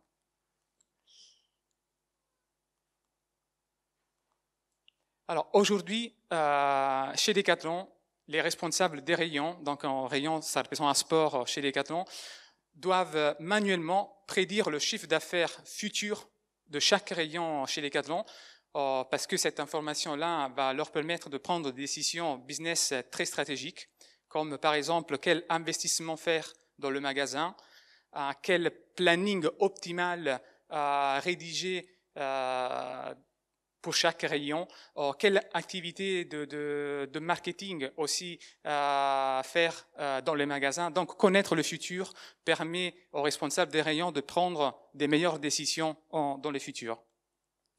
Et pour vous donner du coup un exemple concret, imaginez que voilà, il y a cette situation dans les magasins à campus où nous sommes, donc voilà, beaucoup de personnes dans les magasins.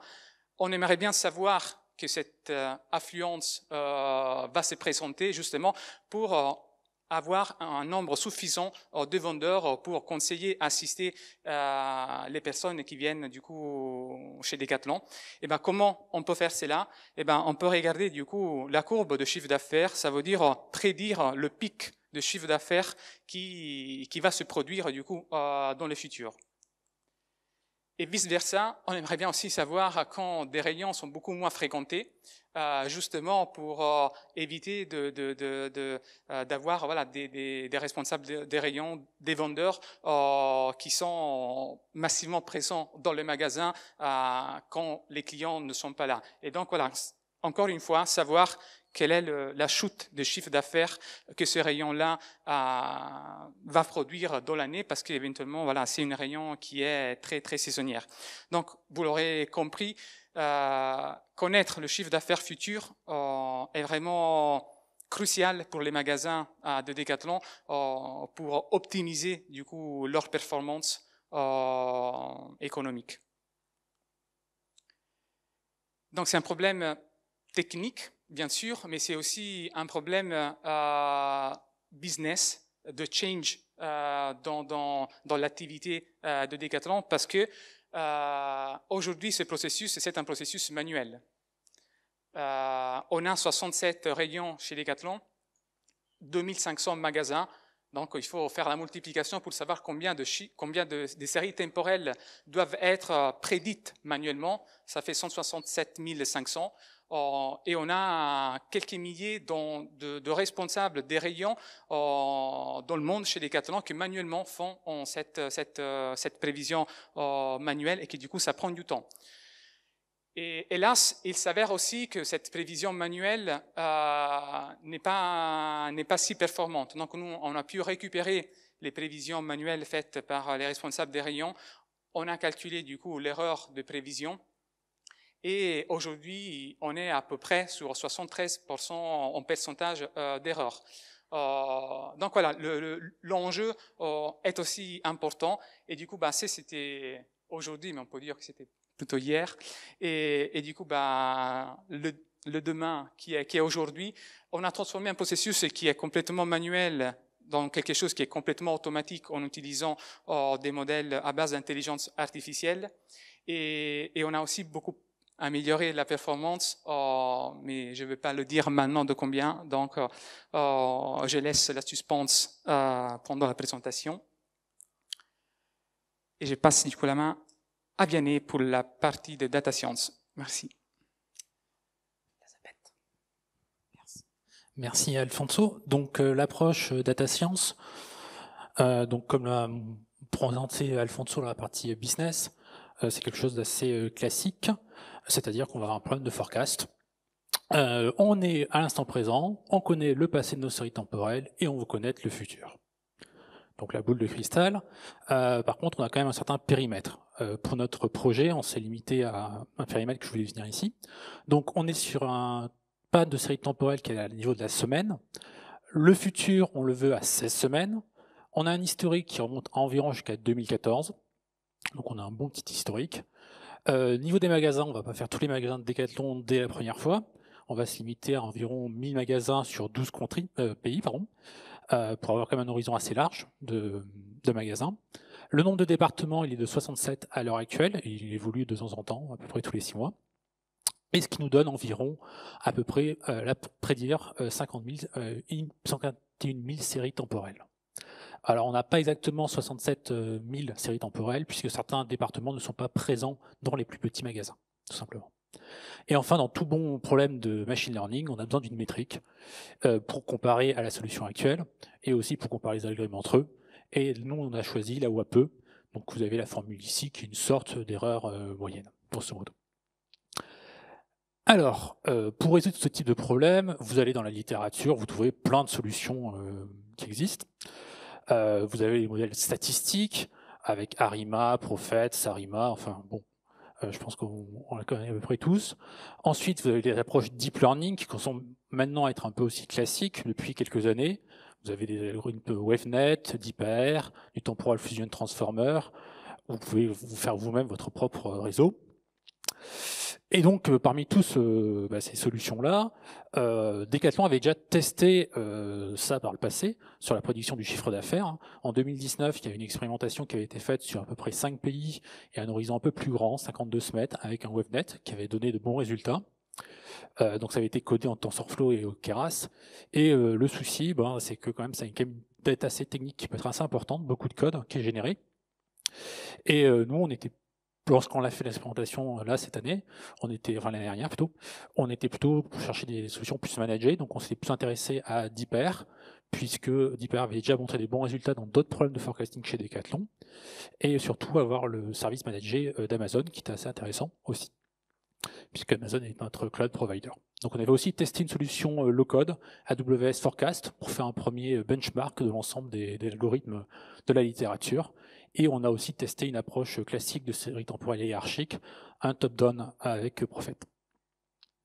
Donc, nous avons tous ces algorithmes-là, et il faut bien entendu les nourrir avec de la donnée. Et une des premières leçons qu'on avait apprises en 2019, c'est que si on ne donne pas de la donnée de qualité à ces super modèles, les résultats vont être très mauvais. Donc, on va faire essentiellement de la data préparation. Donc on va l'appeler la data préparation dite classique. Donc ça, c'est un travail qu'on a repris de l'expérimentation de 2019, qu'on a surnommé le pré-Covid cleaning. Alors, on a deux types de problèmes avec nos séries temporelles. De temps en temps, au niveau du chiffre d'affaires, on a des outliers. Donc là, sur la série temporelle qui est derrière moi, vous voyez qu'il y a des points qui sont un peu bizarroïdes là. Donc là, on peut les flaguer assez facilement. Et aussi, vous voyez que pour ce chiffre d'affaires dans un magasin et dans un département, on a un problème dit de cold start, c'est que la série temporelle ne commence pas en 2014. Ici, elle commence fin 2017. Et donc, la technique qu'on a choisie pour traiter ce problème de cold start, et donc il y a plusieurs techniques, nous, ce qu'on a fait, c'est qu'on a reconstruit l'historique. C'est-à-dire toute cette période qui est là, on va la reconstruire, puisque en fait, lorsqu'on est au département niveau pays, lorsque vous êtes passé au niveau de la hiérarchie supérieure, en fait, vous avez beaucoup de départements qui ont, de magasins qui ont déjà vendu des données dans ce pays-là. Et donc, si vous prenez le pattern du pays, vous pouvez le recoller en fait au niveau du magasin, localement. Et donc, vous êtes capable d'obtenir la belle courbe rouge là, et vous avez un historique qui est reconstruit, et donc tout le monde peut commencer en 2014. Par contre, si vous regardez bien, ici, là et là, vous allez avoir des outliers, et en fait, c'est tout simplement le Covid. Et malheureusement, ce type de méthodologie ne va pas pouvoir traiter ça, puisque tous les départements du pays ont été impactés par le Covid. Et donc, ce qui nous amène à la deuxième partie, c'est de la data préparation, c'est comment traiter le Covid. Alors nous, on a fait un choix un peu violent, qui est de dire que le Covid, en fait, ça n'a jamais eu lieu, grosso modo, et niveau des ventes, en tout cas.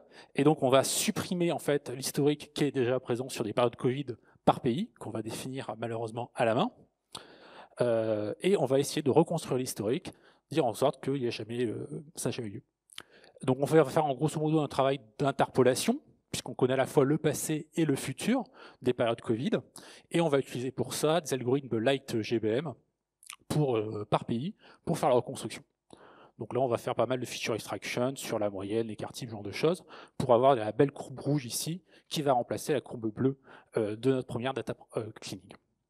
Alors tout ça, on va le faire de manière complètement automatique, cette data préparation, avec PySpark et les pandas UDF, pour avoir grosso modo, avec un bon petit cluster Spark, un temps de calcul à peu près 9 minutes pour un dataset de 21 millions de lignes. Donc une fois qu'on a fait tout ce travail de data préparation, on peut partir sur l'algorithmie. Alors, on a vu qu'on allait tester plusieurs modèles. Donc, comment choisir le meilleur modèle? On va faire deux backtesting intensifs et on va faire du backtesting pré- et post-Covid. Donc, vous pouvez voir ici derrière moi qu'on va faire à chaque cut-off. Par exemple, on va se placer au 1er octobre 2018 et je vais faire une prédiction en prenant les données du passé, etc. Et on va à peu près en faire une dizaine. Et donc, on arrive assez rapidement que, donc ça nous a déjà été confirmé par AWS Forecast, que DeepAR va battre assez, pas facilement, mais une approche classique de série temporelle, top-down prophet, avec un gain qui n'est pas forcément important, mais qui est de à peu près 5%. Mais là où est le gros avantage d'un algorithme de deep learning par rapport à un prophet, et surtout pour l'industrialisation, c'est que dans un top-down prophet, on a un modèle par pays et par département, ce qui nous en sort au final 804, versus un seul modèle pour DeepAR. Et donc, niveau de la métrique, la WAPE, donc j'ai oublié de dire que la WAPE faible veut dire que vous avez un bon modèle et qu'une WAPE forte, c'est pas très bon. Donc, grosso modo, ce qui se passe pour DeepAR, c'est que lorsque vous êtes avant le Covid, vous avez à peu près une WAPE autour des 20% global, et pendant les périodes Covid, ça augmente. Alors, pourquoi ça augmente? Parce qu'on pourrait se dire, attendez, vous avez nettoyé le Covid, donc normalement, tout va bien. Mais en fait, on traite qu'une partie du Covid. On traite surtout, essentiellement, les fermetures de magasins. Mais tous les effets, on va dire, annexes, c'est-à-dire les piscines vont être fermées pendant quasiment l'automne jusqu'à mai, pendant quasiment un an. Tout ça, ces phénomènes-là, on ne les traite pas. Donc vous avez quand même des baisses de chiffre d'affaires qui sont liées aux conséquences du Covid, mais qui ne sont pas du Covid pur. Et ça, c'est extrêmement difficile pour un modèle de le comprendre. C'est pour ça que selon les pays, en fait, vous pouvez voir des augmentations de la WAPE. Par exemple, pour l'Allemagne, qui a été le plus durement touchée en l'hiver 2020-2021, c'est là où on a l'augmentation, nous, de notre métrique, puisqu'on performe assez mal.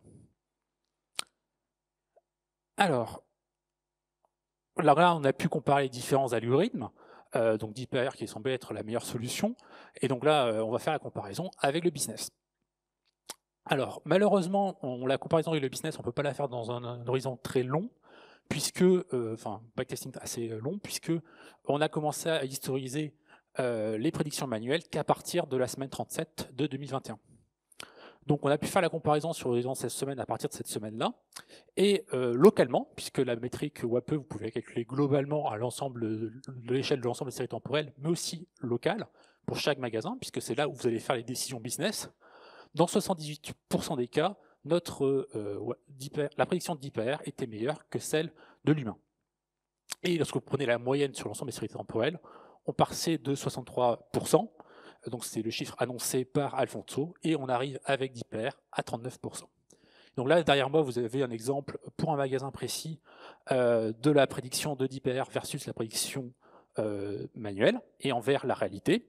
Donc vous voyez que la courbe bleue, au départ, elle est assez mauvaise par rapport à la courbe rouge.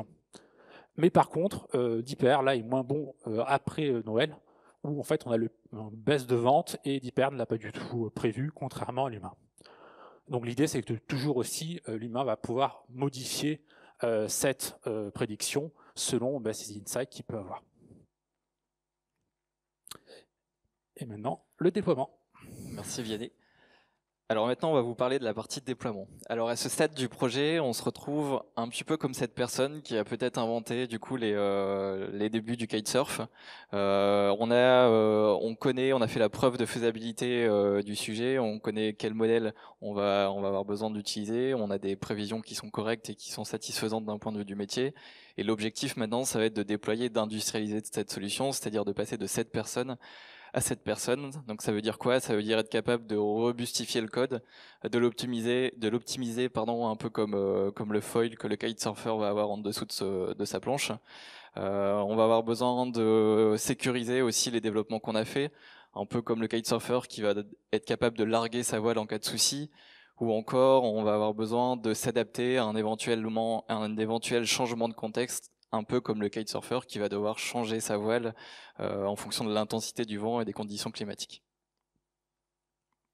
Merci Corentin. Alors vous l'avez compris, on va pas parler de kitesurf juste après, mais on va parler de qu'est-ce que pour nous une mise en production au Data Lab chez Decathlon. Il y a 3 axes principaux. Le premier, c'est les caractéristiques d'une solution, d'un produit, on peut l'appeler un peu comme on veut. Les caractéristiques qu'on attend, nous, c'est l'automatisation pour éviter un maximum l'erreur humaine, si je puis dire, et le facteur humain dans nos déploiements et dans les pipelines une fois que tout sera en production. C'est la fiabilité et la scalabilité pour être sûr que demain, après-demain, tous nos runs hebdomadaires tourneront à l'attendu sans problème d'infrastructure ou autres problèmes qui peuvent exister sur le cloud. Et on attend également une caractéristique de reproductibilité de notre solution pour être capable de venir investiguer potentiellement une problématique qu'on a eue sur la performance d'un modèle il y a 3 semaines, ou tout simplement pour pouvoir développer et déployer notre solution dans 2 environnements de production et de pré-production. Donc voilà les caractéristiques. En termes de composants, qu'est-ce qu'on a sur notre stack? On a une plateforme data, qui est globalement la plateforme data de Decathlon. On le verra juste après en détail. C'est quelque chose de très classique avec un data lake, avec des outils managés ou non de chez AWS. On a une plateforme ML. Corentin nous fera tout à l'heure un petit détail sur pourquoi est-ce qu'on a choisi SageMaker. Et on a également une plateforme de monitoring qu'on est en train de mettre en place avec des outils open source, comme on a vu tout à l'heure avec Elasticsearch. Pour orchestrer toute cette solution-là de pré-production, on a également un outil d'orchestration qui est Airflow pour pouvoir scheduler tous nos pipelines de manière hebdomadaire. Maintenant, quand est-ce que nous, au Data Lab, on va être capable de dire à nos business partners, demain, on est prêt pour mettre en production?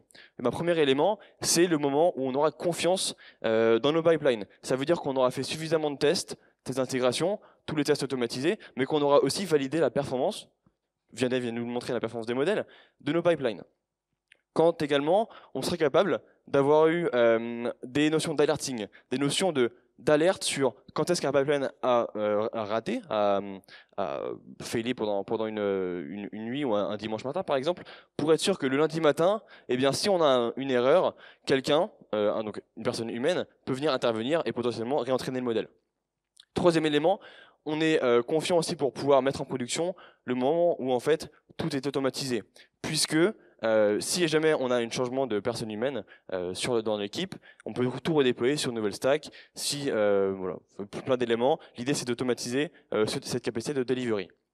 Et également, dernier élément qui est important, c'est la stabilité. La stabilité de notre stack pour être sûr que demain, on ait des performances qui soient les plus proches, globalement, de ce qu'on a eu pendant cette phase de POC, pour que nos partenaires business soient contents de ce qu'on va délivrer dans 6 mois, 1 an.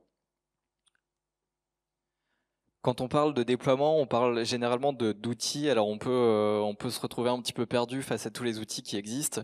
Ici, on vous a présenté quelques outils qu'on a pu mettre en place pour l'industrialisation et le déploiement de la solution qu'a développée Vianney. Alors on a par exemple du SageMaker, du Airflow, du Sphinx, de l'AMR. En fait, c'est un petit peu comme les clubs de golf. Il faut être capable d'utiliser le bon outil en fonction de la situation dans laquelle on se trouve. Ce qu'on vous propose ici, c'est de positionner chacun de ces outils en fonction de où est-ce qu'on se trouve dans ces étapes. Alors, on a identifié 3 grandes étapes lors du déploiement et de l'industrialisation d'un projet de data science. La première, c'est la partie de gestion de projet, partie collaborative.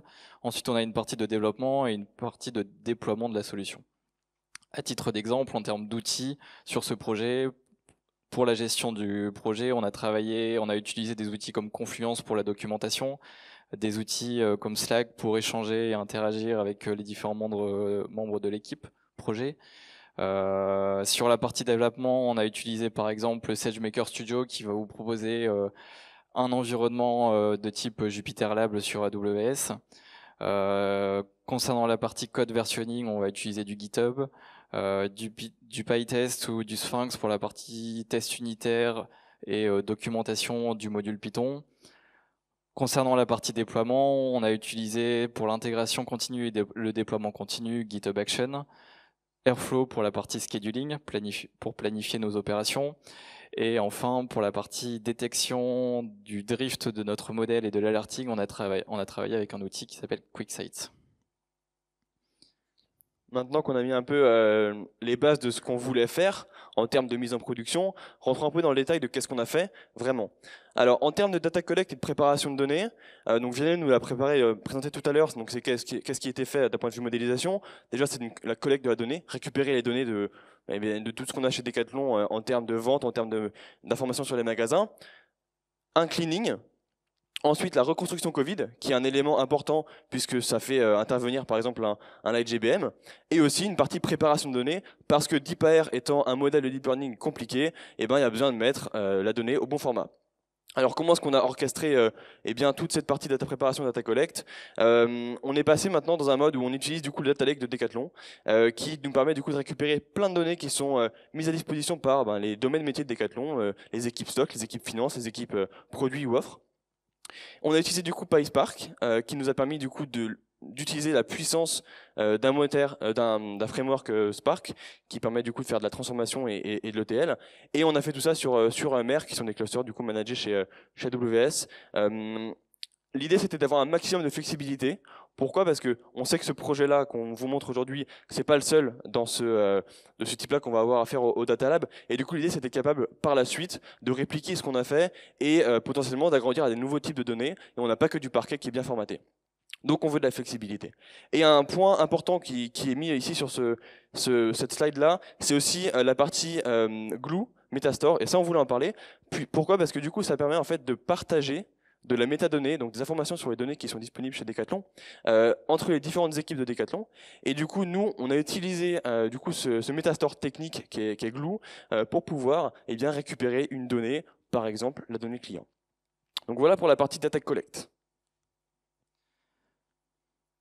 Pour la partie industrialisation du modèle ML, alors on va s'intéresser cette fois-ci à toutes les plateformes ML qui existent sur le marché. Donc vous allez par exemple retrouver soit des plateformes payantes comme Databricks ou H2O MLOps par exemple.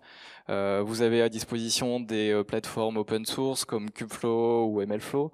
Le choix qui a été pris sur ce projet-là, c'est donc d'utiliser, comme on l'a dit, Amazon SageMaker pour diverses raisons.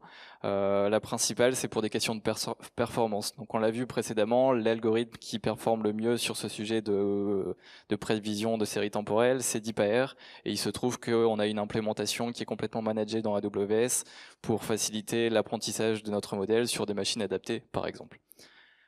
Amazon SageMaker est également un outil, possède une infrastructure managée, donc ça veut dire qu'on ne va pas avoir besoin de se soucier de la maintenabilité de cette solution.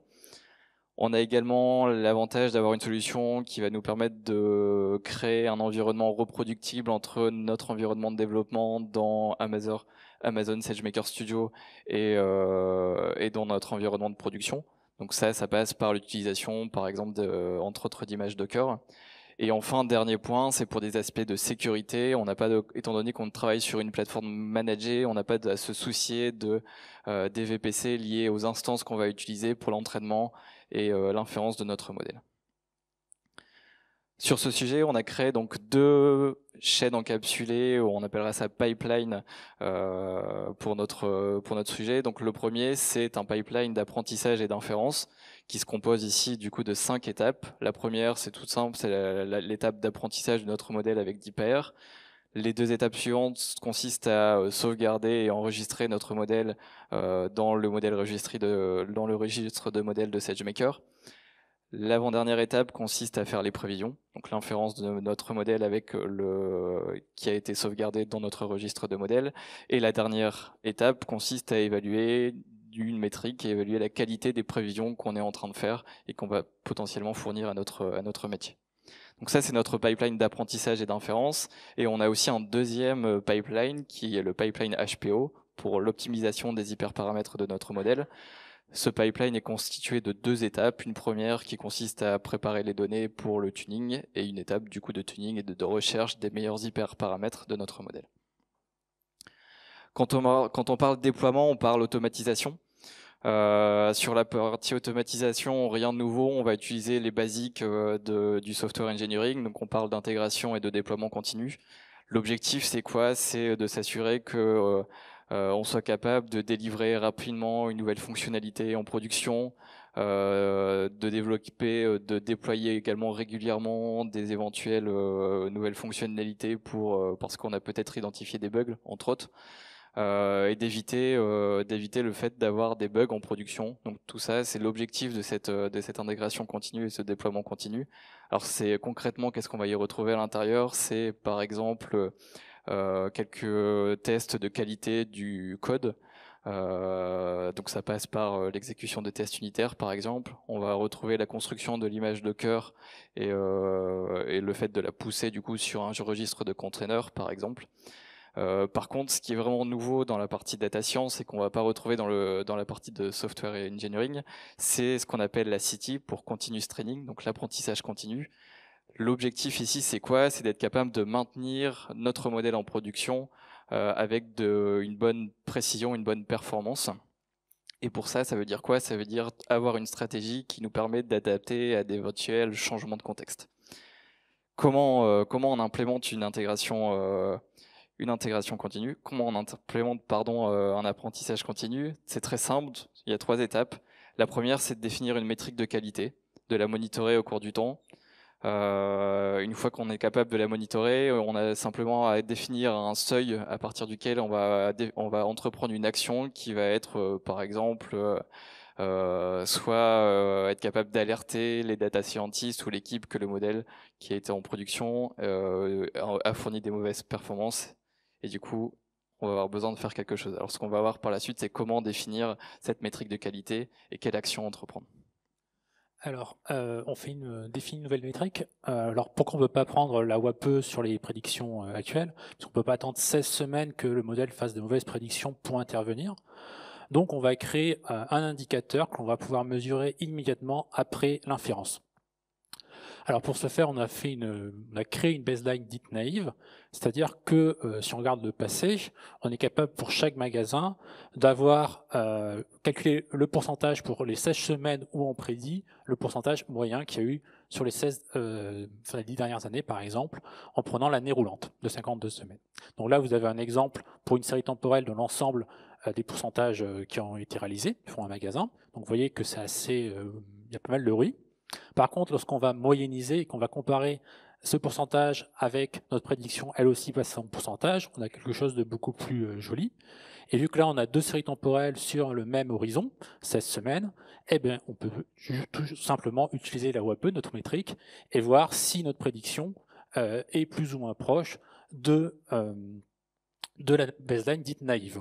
Et donc on a appelé ça cette métrique dit historical WAPE. Et donc en gros, grosso modo, si on a une faible WAPE, historique WAPE, c'est-à-dire qu'on n'est pas très loin, et si par contre on s'éloigne beaucoup, c'est tout-à-fait un problème, donc là on va avoir un alerting, et on va pouvoir fixer un seuil par rapport à cette métrique. Merci Vianney. Maintenant qu'on a parlé du coup de modèles, de performance, de métriques, même de détection d'alerte en production, comment est-ce qu'on a schedulé tout ça? Comment est-ce qu'on a orchestré tous ces différents éléments de data collect, d'entraînement des modèles ensemble? Et comment est-ce qu'on fait pour avoir un run qui tourne tous les dimanches matin à 5 h du matin avec un modèle qui performe à l'attendu? Et bien du coup, pour ça on a utilisé Airflow. L'idée c'est pas de présenter vraiment l'outil en lui-même, c'est de présenter du coup ce DAG, ce cycle acyclique, pardon, ce graphe acyclique, qui est du coup notre pipeline qu'on va faire tourner du coup de manière hebdomadaire. La pipeline, elle est assez classique si je puis dire dans le monde de la data science. On collecte la donnée, on la clean du coup, on va pas dans les détails, on a déjà fait.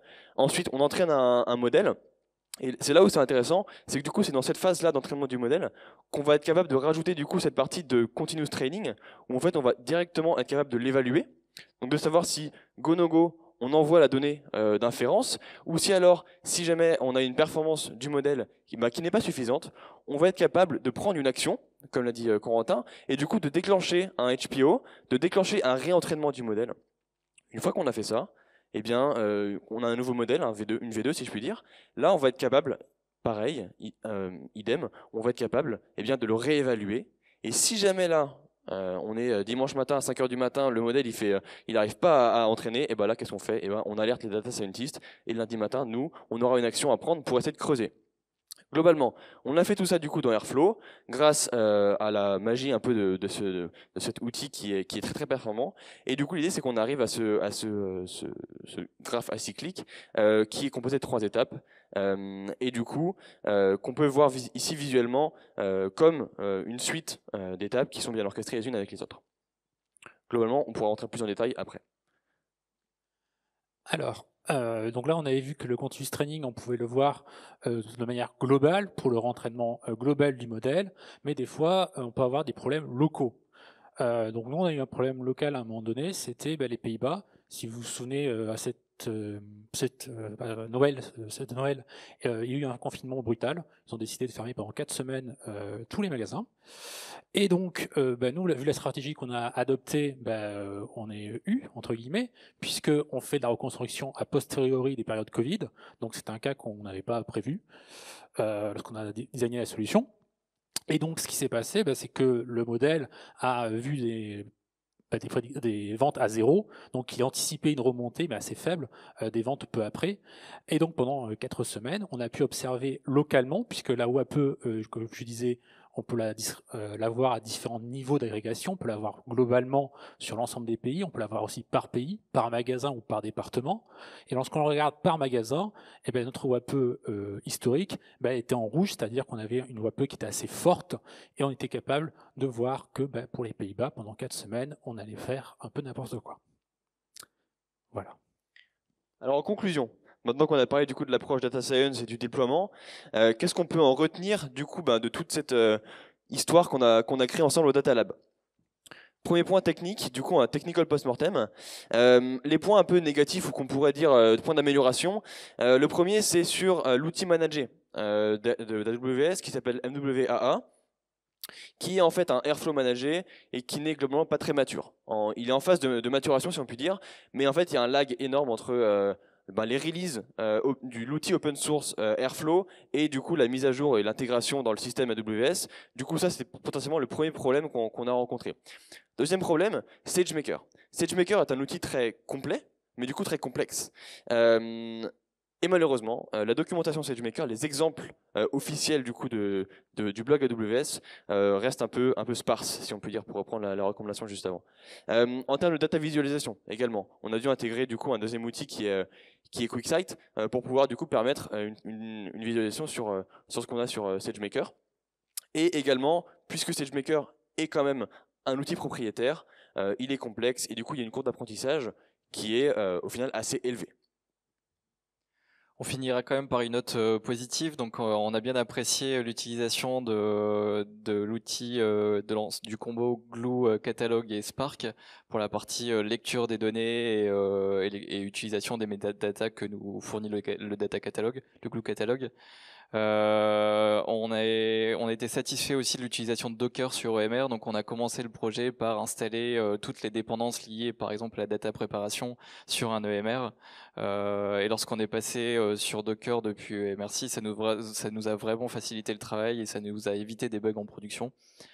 Des points positifs tout de même sur SageMaker, donc toute la partie scalabilité d'un algorithme built-in qui est fourni par la solution, ça c'est un vrai point positif. On a pu passer en production très rapidement grâce à ça, en partie grâce à ça. Et enfin également un point positif de SageMaker sur l'exécution des pipelines de training et l'automatisation de la recherche d'hyperparamètres. Tout ça est managé et fourni par AWS et nous facilite grandement ce travail. Un gros point positif quand même pour Airflow, on a pu scheduler assez facilement les différentes étapes de notre pipeline de continuous training. Et enfin, je terminerai par un point très important, c'est le fait qu'on a une équipe, on a travaillé tous ensemble sur ce projet et on a des compétences très diverses, et ce qui nous a permis de définir le meilleur modèle de machine learning pour la prévision des séries temporelles, de notre use case, et d'être capable d'industrialiser, de déployer cette solution en production très rapidement et d'avoir un métier heureux. Alors, conclusion business et aussi data science. Donc, on a été capable de mettre en place un algorithme pour faire de la prévision sur 12 pays en même temps. L'implémentation a été quand même assez relativement rapide. Elle nous a pris que 4 mois. Et aussi, quand même, quelque chose dont on est assez content, c'est que notre première version sur 12 pays bat clairement la solution actuelle et est beaucoup plus scalable pour la suite.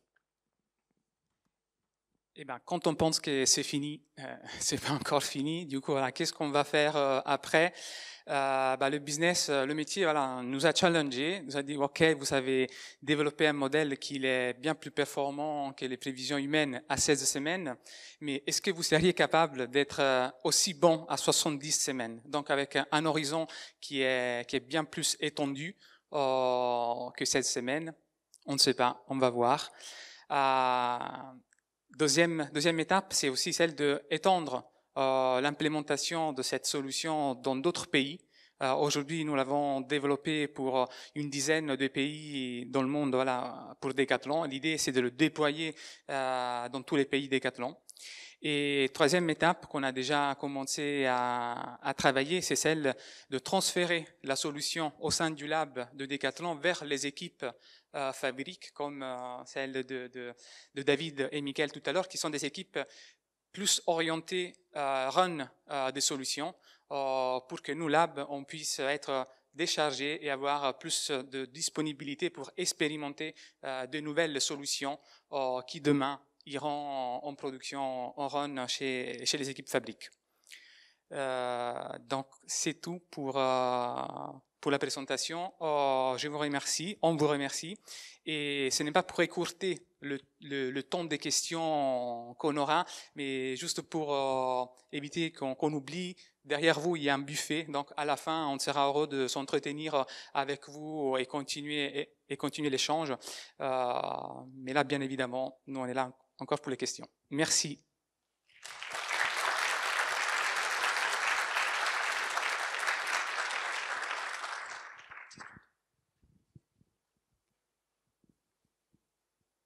Du coup, pareil, si vous pouvez dire un petit peu d'où vous venez et ce que vous faites.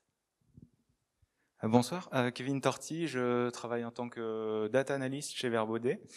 Du coup, j'ai bien compris que vous aviez resimulé plus ou moins la période de Covid. Je pense aussi à d'autres périodes comme les soldes qui ont été prolongés en 2021, le Black Friday décalé, ou même de manière plus générale, finalement toutes les opérations commerciales qui peuvent ou non être décalées l'année d'après ou changées l'année d'après. Finalement, est-ce que sur ce genre de modèle, on pourrait imaginer implanter quelque chose comme la démarque pour justement changer les prédictions, ou enfin la prendre en compte dans les prédictions ou non? Alors sur d'hyper, vous pouvez rajouter des séries dites reliées, donc avec des 1 et des 0, ou même des chiffres d'affaires si vous voulez, enfin n'importe quoi. Oui, c'est possible. Après nous, dans le domaine du sport et de Decathlon, les démarques, les Black Friday et tout ça, je crois qu'on l'a pas trop vu, et c'est surtout le Covid qui nous a beaucoup gênés. Donc il est possible avec d'hyper de rajouter de l'information sur le futur et aussi sur le passé, mais ça on l'a pas testé, non. Et si je peux compléter, le but n'est pas non plus de remplacer à 100% l'intervention humaine, mais c'est de les aider à mieux prédire. Donc, tout ce qui est autour des campagnes marketing et tout, qui est difficile de prédire en avant, en tout cas d'avoir une information digitale beaucoup en avant pour qu'on puisse l'intégrer dans la solution technique. Donc c'est dans ces cas-là, c'est bien le responsable de rayon qui va corriger, qui va compléter la prévision qui est faite voilà, par le modèle machine learning pour tenir justement en considération ces événements-là. Et une petite anecdote par rapport à ces corrections manuelles. On avait par exemple dans les magasins du sud de la France, de la région Occitanie, un pic de vélo qui était dû en fait à des promotions qui étaient faites par la région. Donc ça, pour le modèle et localement, on ne pourra jamais nous l'intégrer, puisqu'on cherche à faire un modèle global. Donc c'est pas très, ça c'est compliqué.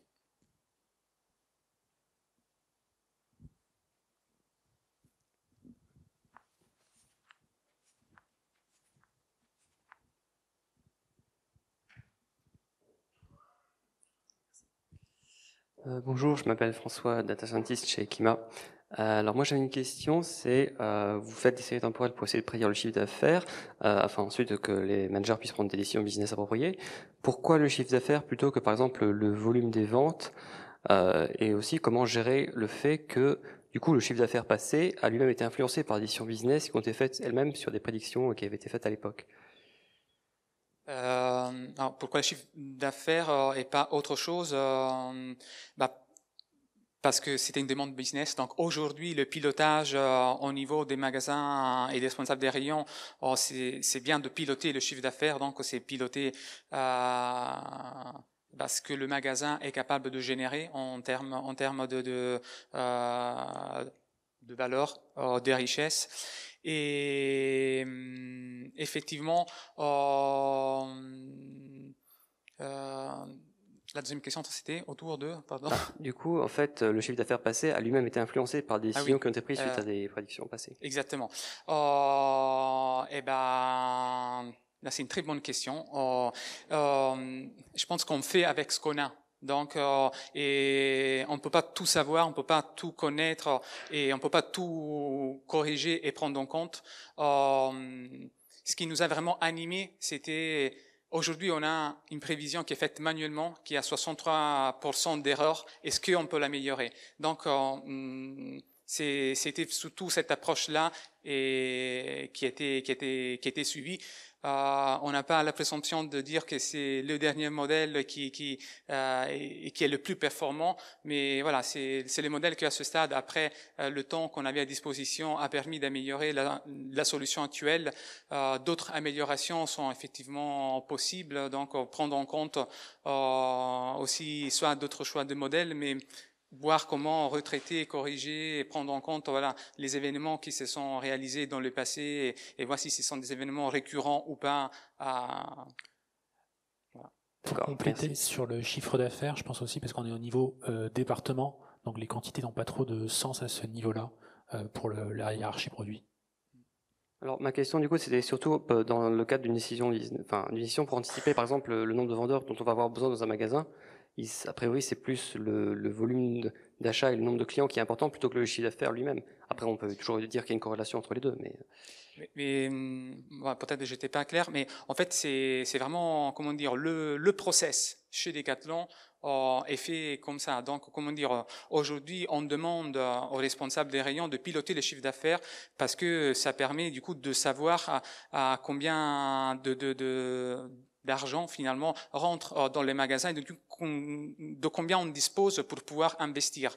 Savoir combien de personnes rentrent dans les magasins, certes, c'est important, mais ce n'est pas utile pour savoir combien on va disposer de moyens dans le futur pour investir, pour payer les vendeurs, pour payer une campagne marketing. Donc voilà, c'était vraiment la variable économique qui était la plus pertinente pour prendre ce type de décision.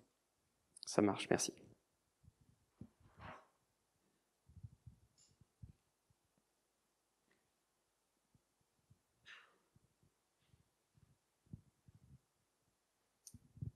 Bonsoir, Benjamin, je suis data scientist également. Alors d'abord, merci pour la qualité de la présentation ainsi que les précédents, c'était vraiment super. Moi, ma question, c'est du coup sur l'impact business.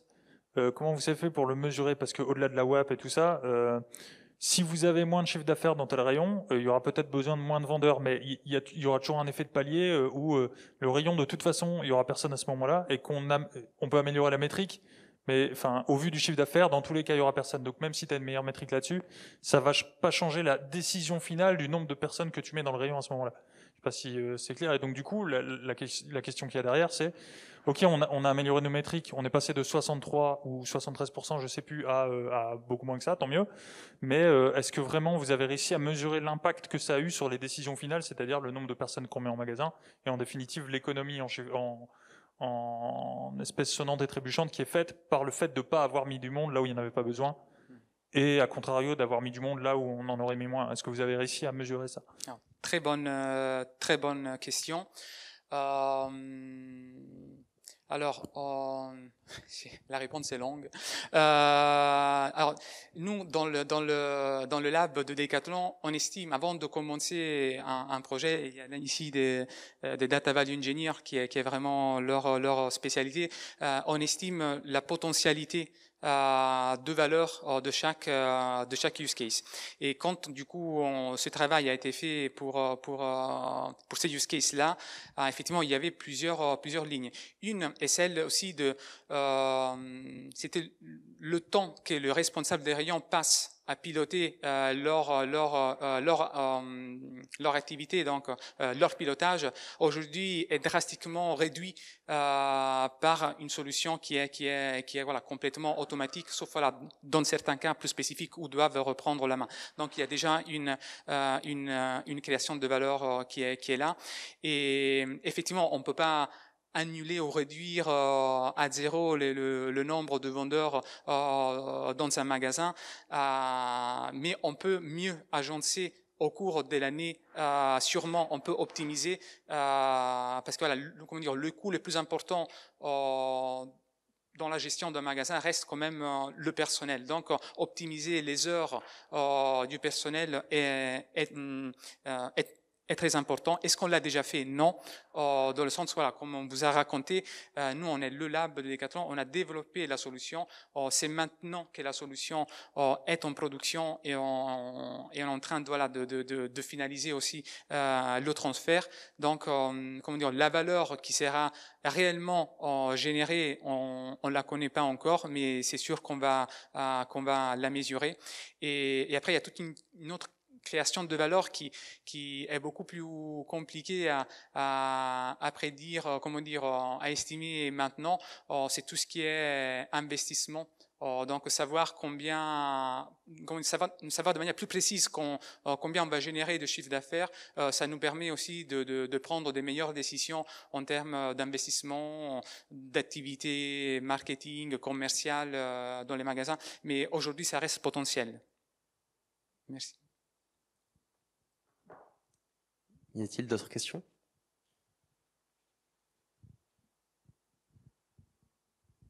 Bonjour, merci pour la présentation. Moi, j'avais juste une question technique, c'était pour entraîner le modèle d'IPR. quel type de machine vous avez utilisé et combien de temps prend un fit de modèle JPR, parce que je suppose que vous avez fait énormément d'itérations avec Optuna ou Hyperopt, et du coup c'est juste le temps de machine, et quel type de machine, est-ce que vous avez utilisé du GPU, et est-ce que c'est une machine assez sizée pour entraîner ce type de modèle? Alors la machine, c'est une P3X de large, ça veut certainement rien dire. Non, en fait, c'est la première machine GPU sur Amazon. Donc c'est une V100, je crois, avec 6 CPU et une soixantaine de gigas de RAM. Le temps que ça nous prend en moyenne pour nos 50 000 séries temporelles, avec pour avoir l'entraînement, les résultats qu'on a eu, ça prend chaque semaine à peu près moins d'1 heure l'entraînement. Donc c'est relativement rapide. Après, pour le HPO, on a fait un HPO sur à peu près 3 hyperparamètres principaux du modèle. Et là, on utilise en fait le HPO de SageMaker, pas du tout les librairies open source. Et ça prend à peu près, en parallélisant avec 2 machines, une 16 heures, 17 heures à peu près.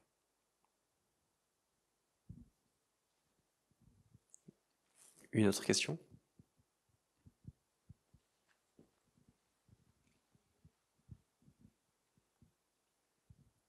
Bonjour, Thomas, data scientist également chez Neosoft. D'abord, merci pour la présentation.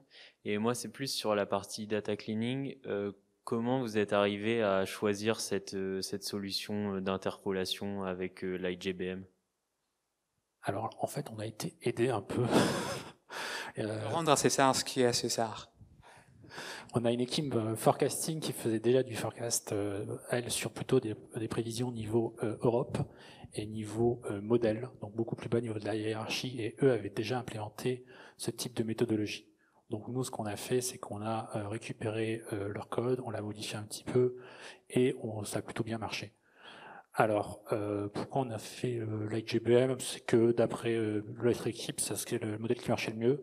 Et aussi le LightGBM, si vous prenez aussi les compétitions M5 ou M4, ce sont des modèles qui marchent très bien, souvent pour le forecasting. Et donc, ça marche bien, encore mieux pour nous, puisqu'on connaît aussi le futur. Donc, on fait de l'interpolation, donc moins de risque de prédire n'importe quoi. M4, M5, pour ceux qui ne savent pas, sont des compétitions spécifiques de séries temporelles. Bonsoir, merci pour la présentation. Je me suis déjà présenté. Du coup, moi, j'avais une question sur le même sujet. En fait, vous avez fait une interpolation sur le CA, mais j'ai l'impression que vous avez pris l'hypothèse que les ventes qui n'ont pas été effectuées sur la période de confinement ont été supprimées. En fait, vous avez, en fait, moi, je me dis que peut-être ces ventes-là ont été décalées sur le post-confinement. Alors oui, elles ont été un peu décalées sur le post-confinement. Ce qu'on a observé souvent, c'est qu'après le post-confinement, on avait un gros remontée. Par contre, ce qu'on fait, on n'a pas pris juste les dates du gouvernement, hein. On a fait ça manuellement. Donc en fait, généralement, on prend aussi un peu après pour voir à peu près niveau de la saisonnalité. Donc en fait, on gère le bump post-confinement assez facilement.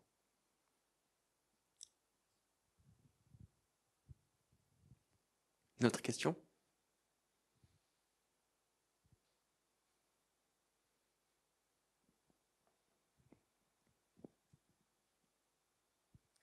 Donc s'il n'y a pas d'autres questions, on peut encore une fois applaudir le présentateur.